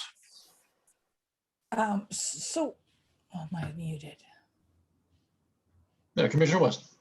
So what does this mean? A development agreement. So what does that mean? Is for sale, for what? A development agreement is a contract. It's a contract between parties to accomplish certain things and to allocate responsibilities for certain things through development. And development agreements have been quite prevalent with very large scale annexations in Hillsborough and Tigard, where you've got big tracts of farmland that are being urbanized. And so there are big ticket infrastructure pieces. And so a development agreement explains what the order of development will be, and what milestones by which infrastructure improvements will be made. And usually these are made in sort of a public-private partnership. And so the city chips in some money, maybe the county chips in some money. And so it's a multi-party arrangement for phased development that is most often used in big scale annexations where local jurisdictions don't have sort of a master plan, that I think does that in Oregon, has done that historically in Oregon City. Okay. Would the Thimble Creek concept plan be a big enough area?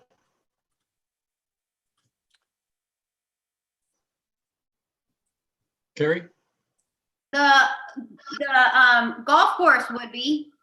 I mean, it's not so much that, there's a threshold for doing a development agreement. A very small area could be subject to a development agreement. It's the time and effort it takes to negotiate development agreement terms that would be a disincentive to doing it. So if you didn't have a commercial component and a industrial component and a residential component, and you weren't, and all of it didn't have to work together, where you got roads that serve multiple areas, I mean, you wouldn't go through that effort for just a straight 15 lot subdivision.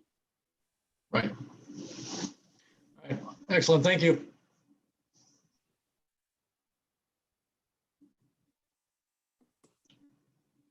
Commissioner Mitchell. I need to jump us back to 10 and 11 on the factor list, and they weren't redlined, so you may not have a slide about them, Pete. I don't.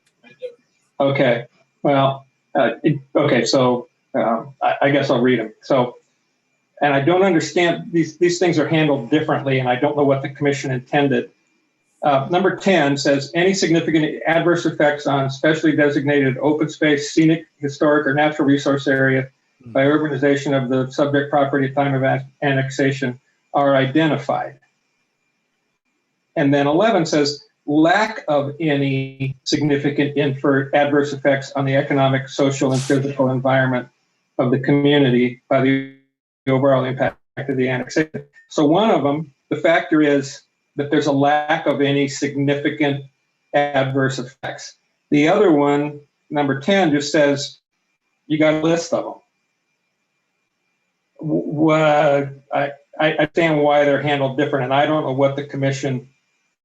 I just think it's something that should be brought up to them. It looks like in the one case, we want to know, we're looking to see that there is a lack of significant effects. The other one, we're just making a list of significant effects.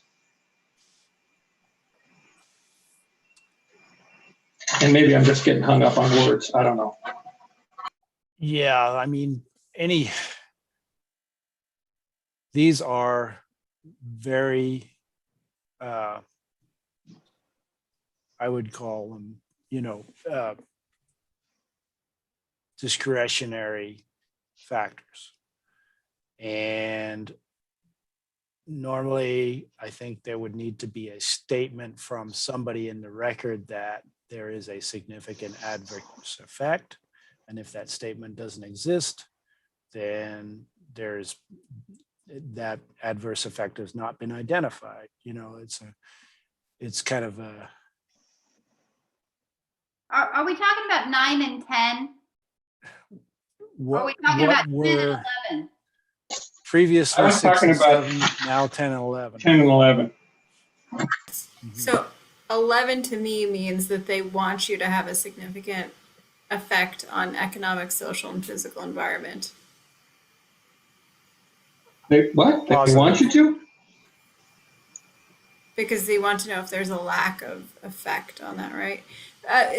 What you could do for either of those It says adverse effects. We don't want adverse effects. Sorry, late night, long meeting. It's not my first Zoom today, I'm sorry. Annexation Dane Bramage. Yeah.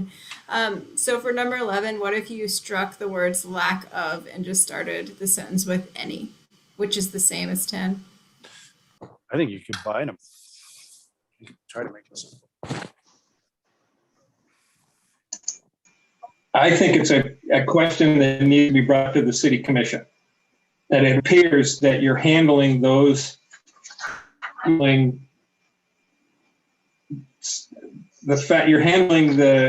factor differently between 10 and 11. It just doesn't seem consistent.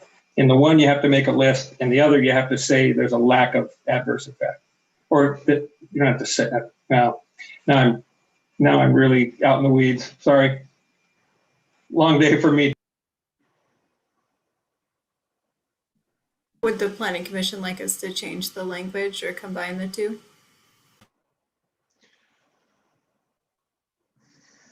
I think that's a good idea.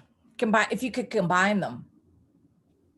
Yeah, if you could combine them, I'm not going to say how to combine them, but I think you're on the right track.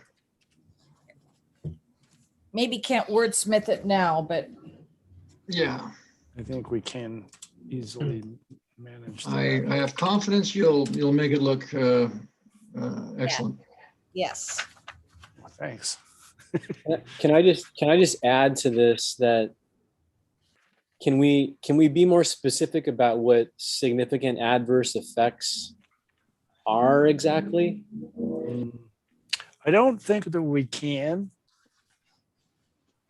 Because how do you define the significant adverse effect on an open space? I mean, that could have 10 different definitions.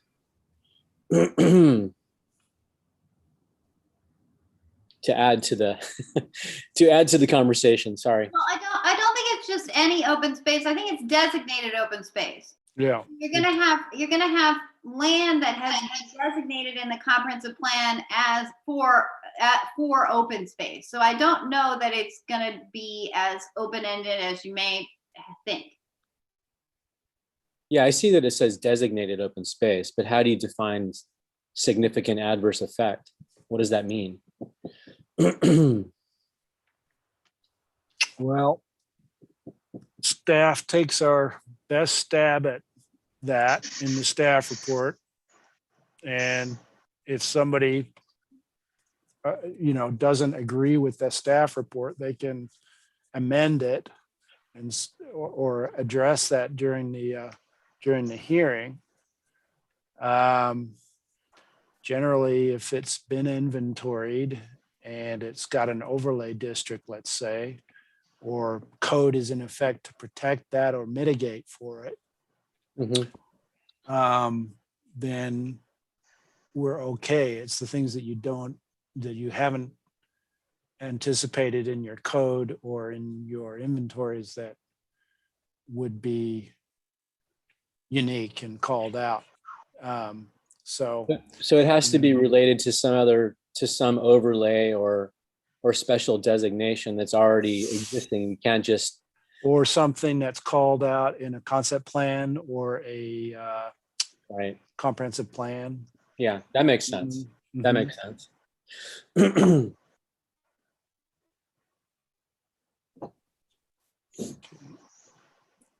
Anything else on this one? Okay, moving on. I'm going to stay on the page here.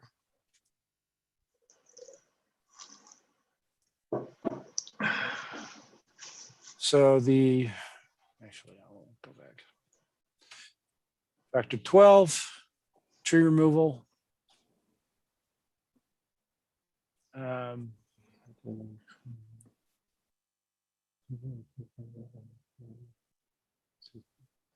What was new in this was a desire to include, site grading, not just tree removal, and seek to dissuade applicants from making major physical changes to their property prior to annexation. Does that mean above and beyond the current? Well, yeah, so it's not in the city yet, so it's not really covered by, right? Yeah, it's covered under county zoning, and they have rights to do certain things under county zoning, but once they make a decision to annex to the city can apply this factor if they choose to.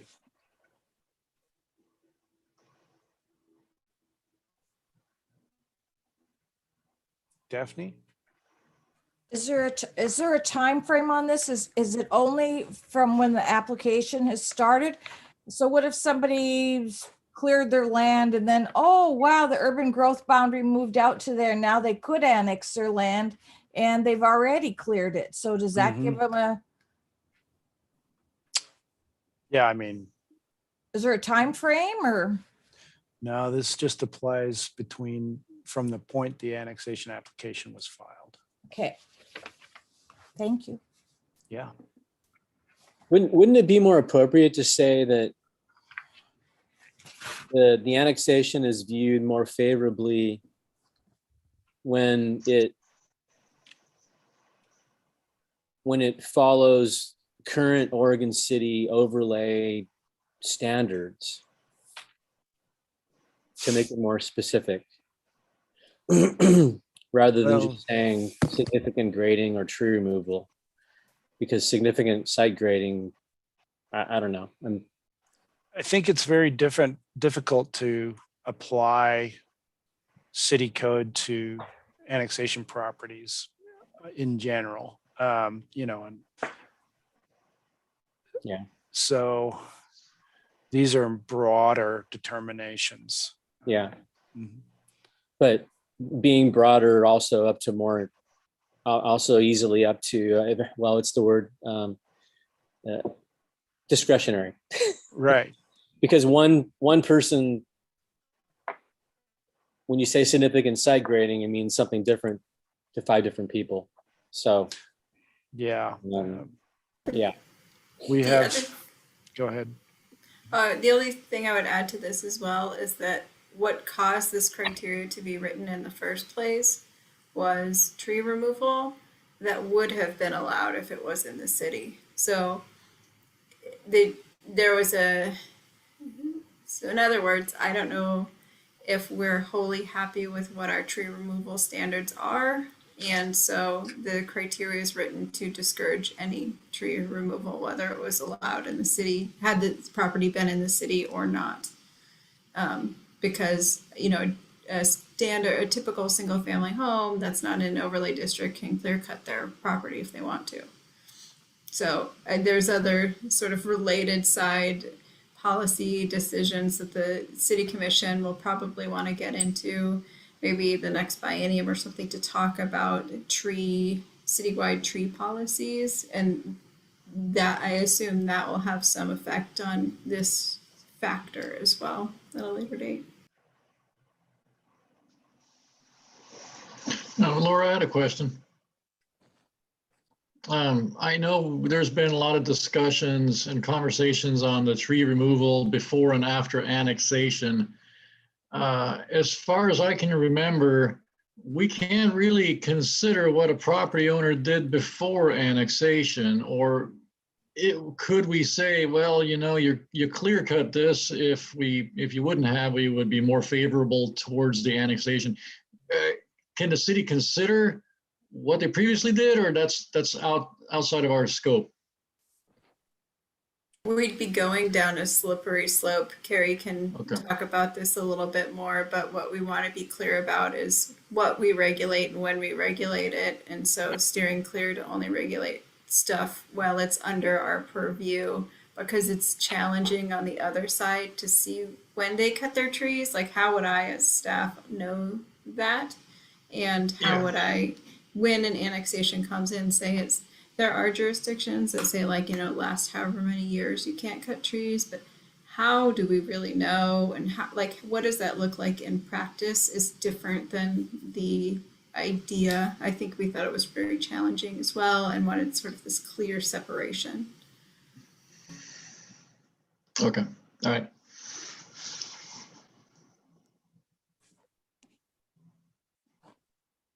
Greg?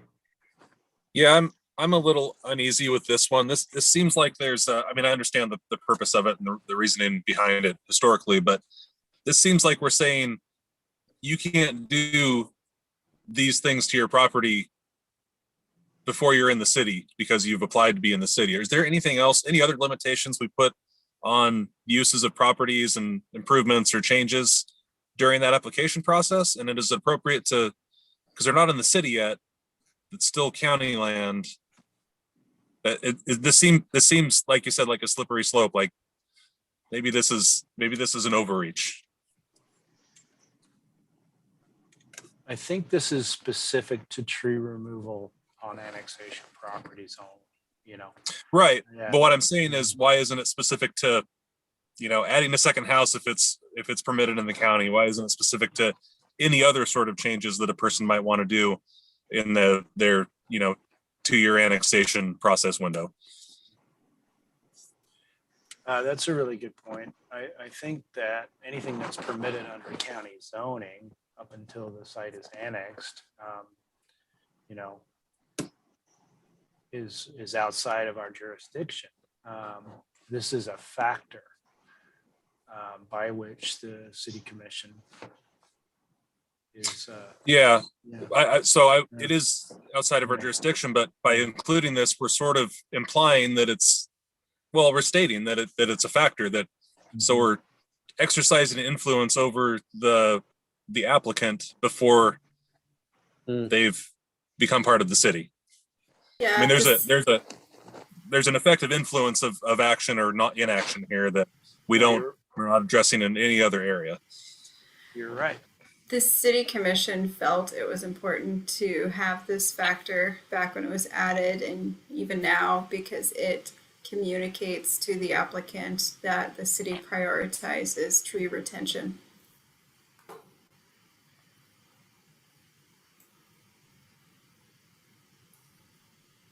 Well, I mean, in the end, it's up to them. I'm just raising it as this seems like an overreach to me.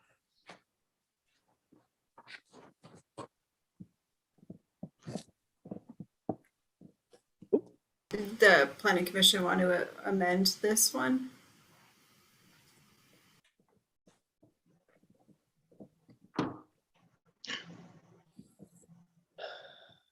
I share the sentiment. How do we do that? Do we suggest language now, or do we put something together and then next time we meet, talk about it? You can do either. Okay.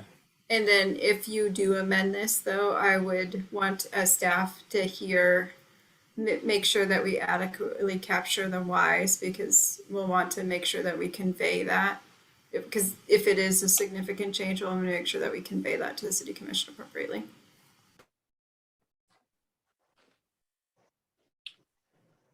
Dirk, I guess the question. Right, and then do we want to convey, Dirk, I just was going to say, I guess the question to you as the chair is, do we need to take some kind of, do we need to ask everybody here that they agree that we should do something with this or not? I don't know. and then what I'm thinking is, do we want to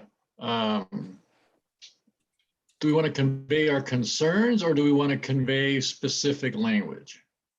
Right. If you would like to amend the language, I would suggest doing that and being as clear as possible. If you want to just note a concern but move forward with the language, you can do that option as well. All right, Commissioner Staggs, what do you, and then Commissioner West, you had a comment. Let's start with that first. Okay, hopefully it's an easy one. So if this is really meant for the tree removal, do you have to have the language in there for site grading? Or is that just equally as important? We have a definition in the code for grubbing and grading in amounts greater than 10 cubic yards, and we had considered adding that into the code, but it was too specific, I think. So the commission chose to just say significant site grading. Yeah, the commission felt it important to convey the message of, please don't cut your trees or grade your site before you come in and are under our regulations. Thank you. Actually, could I, in the first sentence there, where it says the extent to which the proposed annexation territory includes preservation of natural features, landforms, and significant tree canopy since the date when the annexation application was filed with the city. So to me, that implies that it's not before, it's actually after you file your application. Am I reading that correctly? You are reading that correctly, yes. So, yeah, this is really a factor after you filed your application, what you do or don't do with the land. Is that correct?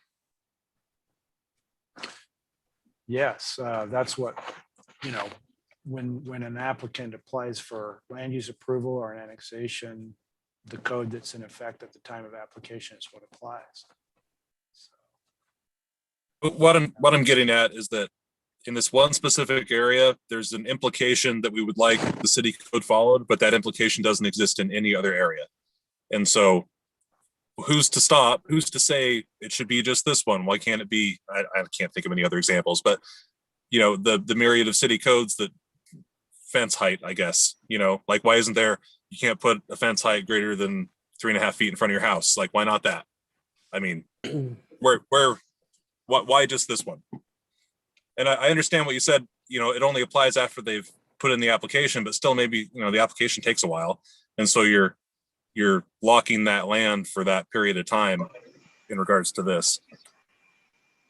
Yeah.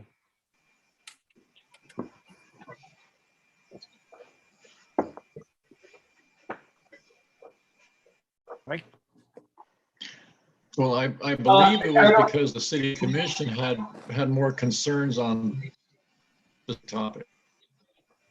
Did.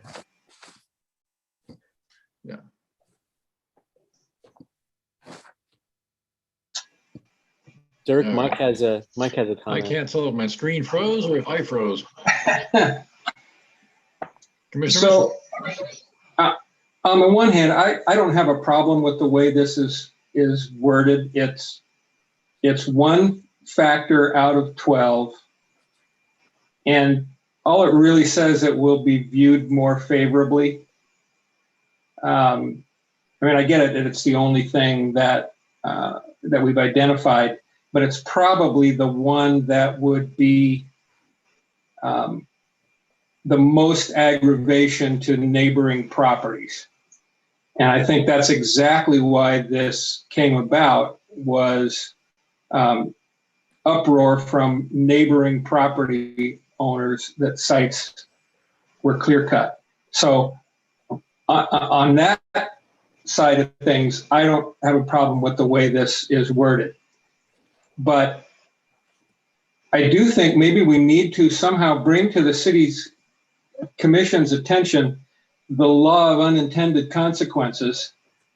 If we've said that this applies since the date the annexation application was filed, my incentive as a developer is to cut down the trees even earlier, before I file the application, and now we've made the problem worse. So I know why this is here. I know what the intention is. I think it could very easily make it worse, because you're going to have a situation where people cut down the trees even sooner, because you told me I shouldn't do it after I file my application. I'm going to do it before. Now my neighbors are going to have that problem for longer. And somehow I think the city commission needs to consider that. Yeah, I agree with that. Yeah, very succinctly put. Well, I'd like to mention the other kind of piece to that is that, well, the realities of building a lot of houses I means froze, or if I'm still going here. Nobody's moving. Dirk, can you hear us? I can hear you. I can hear you, Pete. Dirk, can you hear me now, Dirk? I was making a comment. Yes, yes, sir. Yes. Okay, I was saying that, well, I'm not sure that it's relevant to the conversation, but I mean, the realities of building more houses is that you have to remove trees to build houses. And that's just a fact. But I guess that's a conversation that's for another time. Yeah, but I agree with Commissioner Mitchell. What happened with the previous conversations with the tree removal before and after annexation was, if we start getting more involved in the process at the time of application, they're just going to cut the trees down before the application. So it's really not going to do a whole lot. It may make it worse if we kind of shut down the conversation. So. Yeah, I don't know if you want to do any specific wordage changes here. I guess I'm going to leave that up to you all, and then if we can agree on something, we'll change it. Otherwise, we'll just stick with it the way it is. So, what do we all think?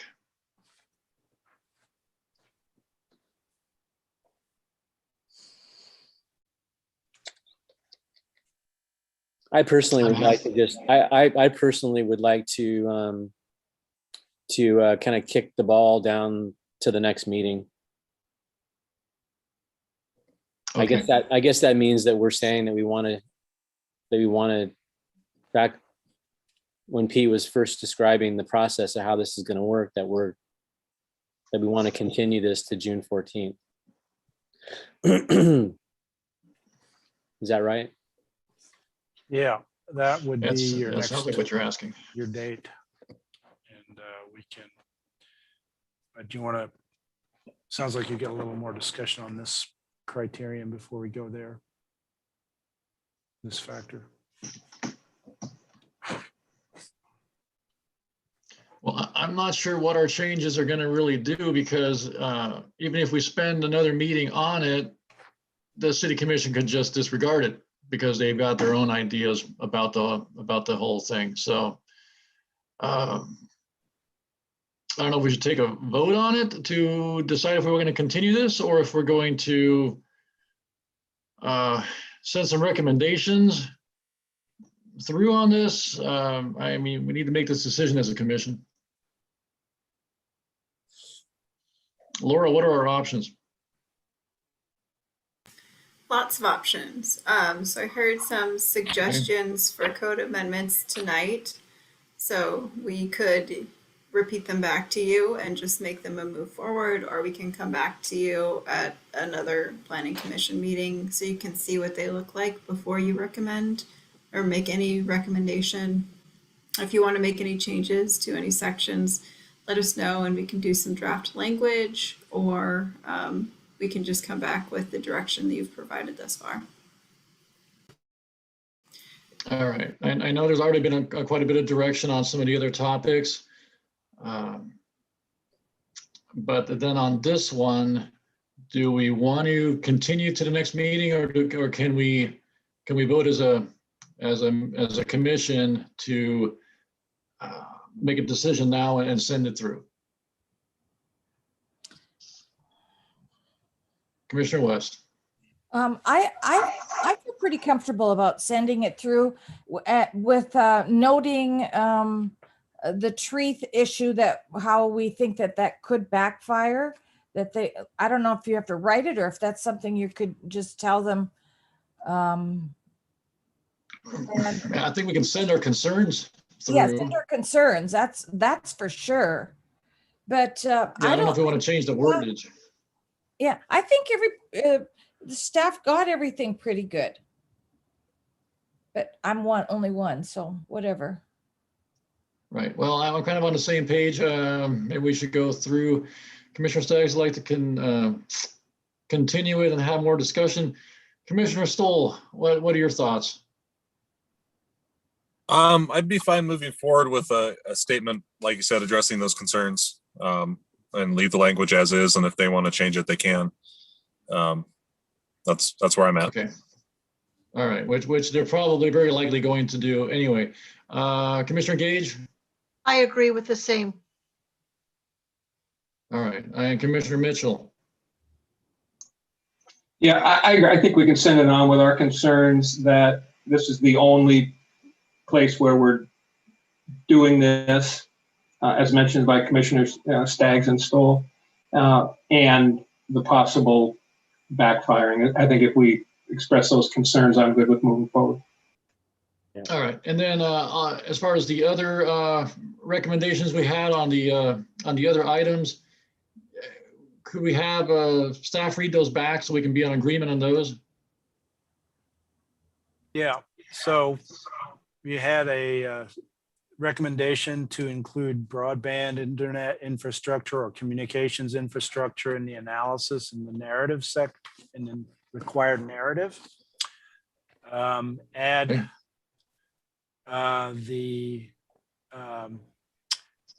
under the sorry, let's go back here. Under the factor 6 for what is in the best interest of the city, include housing and jobs to 6B.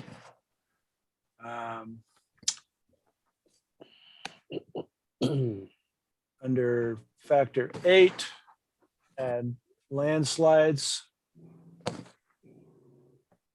And yes, combine factors. Oh, sorry, this was not in my slides, but combine factors 10 and 11, or can people see that? regarding any significant adverse effects on specially designated open space, scenic, historic, and natural resources. And wordsmith that so that it's clear. Um, And then Commissioner West? go ahead. I just have to ask the commission here again. So on number 6, Pete, you just went through it with where you're going to add jobs and employment. Do we as a planning commission want to add any comments or concerns that B could, if, you know, because it says 2 or more factors, but that if you have B and not A and C, that you strongly consider that? Some kind of language? Right. I remember that. We talked a little bit about it, but. Could you repeat that?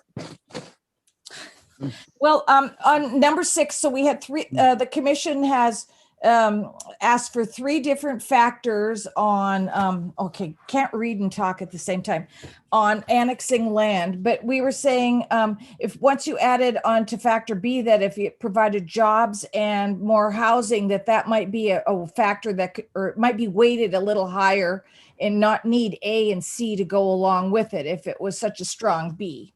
I see. I don't know if that's the language we don't want to change the language, but just add that as a.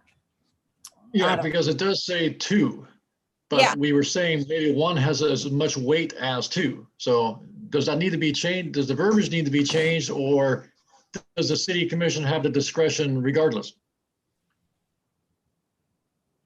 Well, I think they do have the discretion regardless, but if the recommendation is just change 2 to at least 1, I mean, that's a clear recommendation you can make.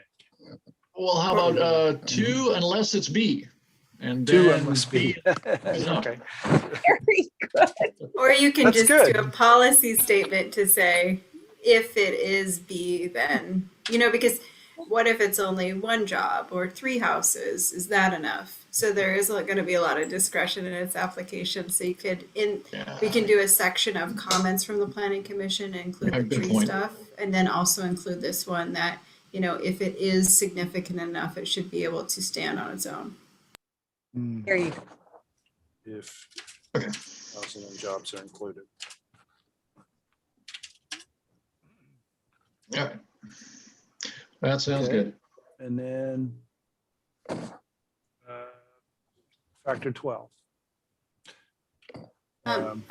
I did have a question on chapter 12, or in this number 12.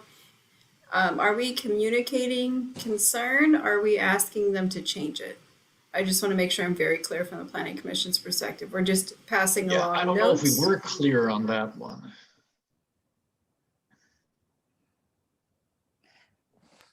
Passing Okay, concern. how about a raise of hands? How many people say leave it alone? Oh, leave Can we it. do that? Yeah, raise of hands for leave it alone, and then a raise of hands for change the verbiage. Leave it alone with passing on our concerns? There you go. I'm Yeah. for Is that that. what you're saying? Yeah, Okay. that'd be good. But in the Okay. concerns, we'll say that the planning commission is not asking the city commission to change the language. You're just saying this could be a thing. Right? Because you Yeah. could change the language now if Right, you wanted that to and happen. make it worse. Yeah. Right. Okay. So we're just noting there could be consequences to it, but it also articulates the importance of not grading or doing tree removal for in this time frame, but acknowledging that it could also doesn't apply to other things, and it could cause people Yeah, to it'd want be to great come if we could before. keep communication with the applicant open, and creating a circumstance where it's just beneficial for them to clear cut the property before they come to us is not helping. But we're not asking them to change this language in any way. We're just passing Right, that right. along. That was our reasoning for that. Yeah.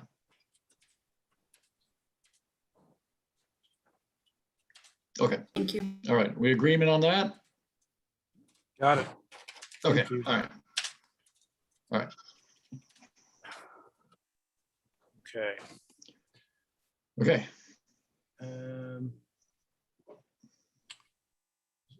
So with that,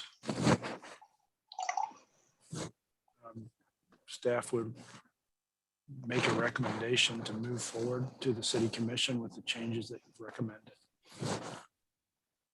Okay. So with those changes and those recommendations, I guess we could ask for a motion to approve the LEG 21-0001 with the recommendations and the changes. So I'll make a motion that the planning commission recommends to the city commission approval of these code amendments with the suggestions and amendments listed by Mr. Walter and approved by the planning commission. I'll Okay, we second. got a motion to, okay, and we got a second by Commissioner West, motion by Commissioner Mitchell. Call roll. Okay. One moment. Commissioner Mitchell, Aye. Commissioner Schlagenhofer, Aye. Commissioner West, Aye. Commissioner Gage, Aye. Commissioner Staggs, Aye. Commissioner Stoll. Aye. The motion carries. Thank you. Okay. That was fun. Moving on to the agenda. It was interesting. Moving on to agenda item number 2, approval of minutes for July 13th, 2020. I read through them. They looked accurate. Would someone like to make any comments on them, or can we have a motion to approve the minutes of July 13th, 2020? I'll make a motion to approve. Okay, motion by Commissioner Staggs. Do we have a second? Second. Second by Commissioner Gage. Call roll, please. Commissioner Mitchell, Aye. Commissioner Schlagenhofer, Aye. Commissioner West, Abstain. Commissioner Gage, Aye. Commissioner Staggs, Aye. Commissioner Stoll. Abstain because I wasn't there. Okay, minutes are Okay. approved. Motion passes. Communications. All right, you guys are hereby invited to a joint work session with you and the City Commission on June 8th, probably around 6 p.m., but I will let you know. We will talk about the comprehensive plan and specifically the city's vision.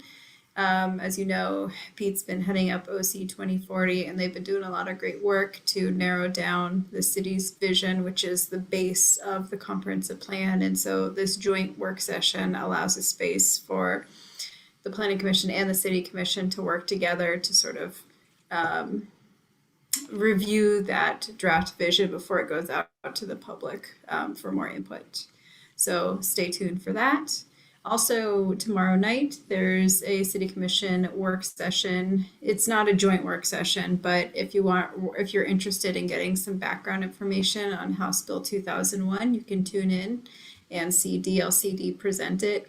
We've talked about it a lot here, so you guys have sort of been there, done that, but if you're interested in watching, feel free to do so. The next Planning Commission meeting is going to be canceled on May 24th. We're saving that space for other agenda item or for other things like a geologic hazard special work session. So you have May 24th off, but we'll see you back here on June. And then lastly, I wanted to give you an update on the City Commission's goals and budgeting process. As you know, those two go hand in hand. We have a biennium goals and budget. It'll start this summer on July 1st and go for 2 years. And the commission has worked hard on a variety of really aggressive goals to do a lot of good for the city. And then we have just got through a series of budget meetings. Thank you, Planning Commissioner Mitchell, for sitting on that and helping with those two.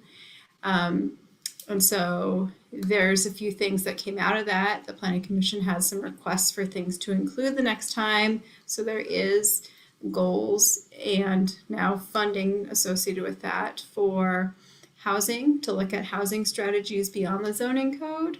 And there's another project to implement House Bill 2001, which we're starting right now. And then there's also a climate action plan, though the climate action plan is going to be more inward focused on things that we do as a city with our daily activities and so forth. So good things coming ahead. You'll see the City Commission pick back up on the budget soon, and it'll go through the adoption process before the commission. That's all I have. All right. Anything from any of the commissioners or anyone else? Okay, then we're adjourned. Thanks, everybody. Good night, everybody. Thank Appreciate Thank you. you, everybody. Great Good night. job. Aye. Thank you.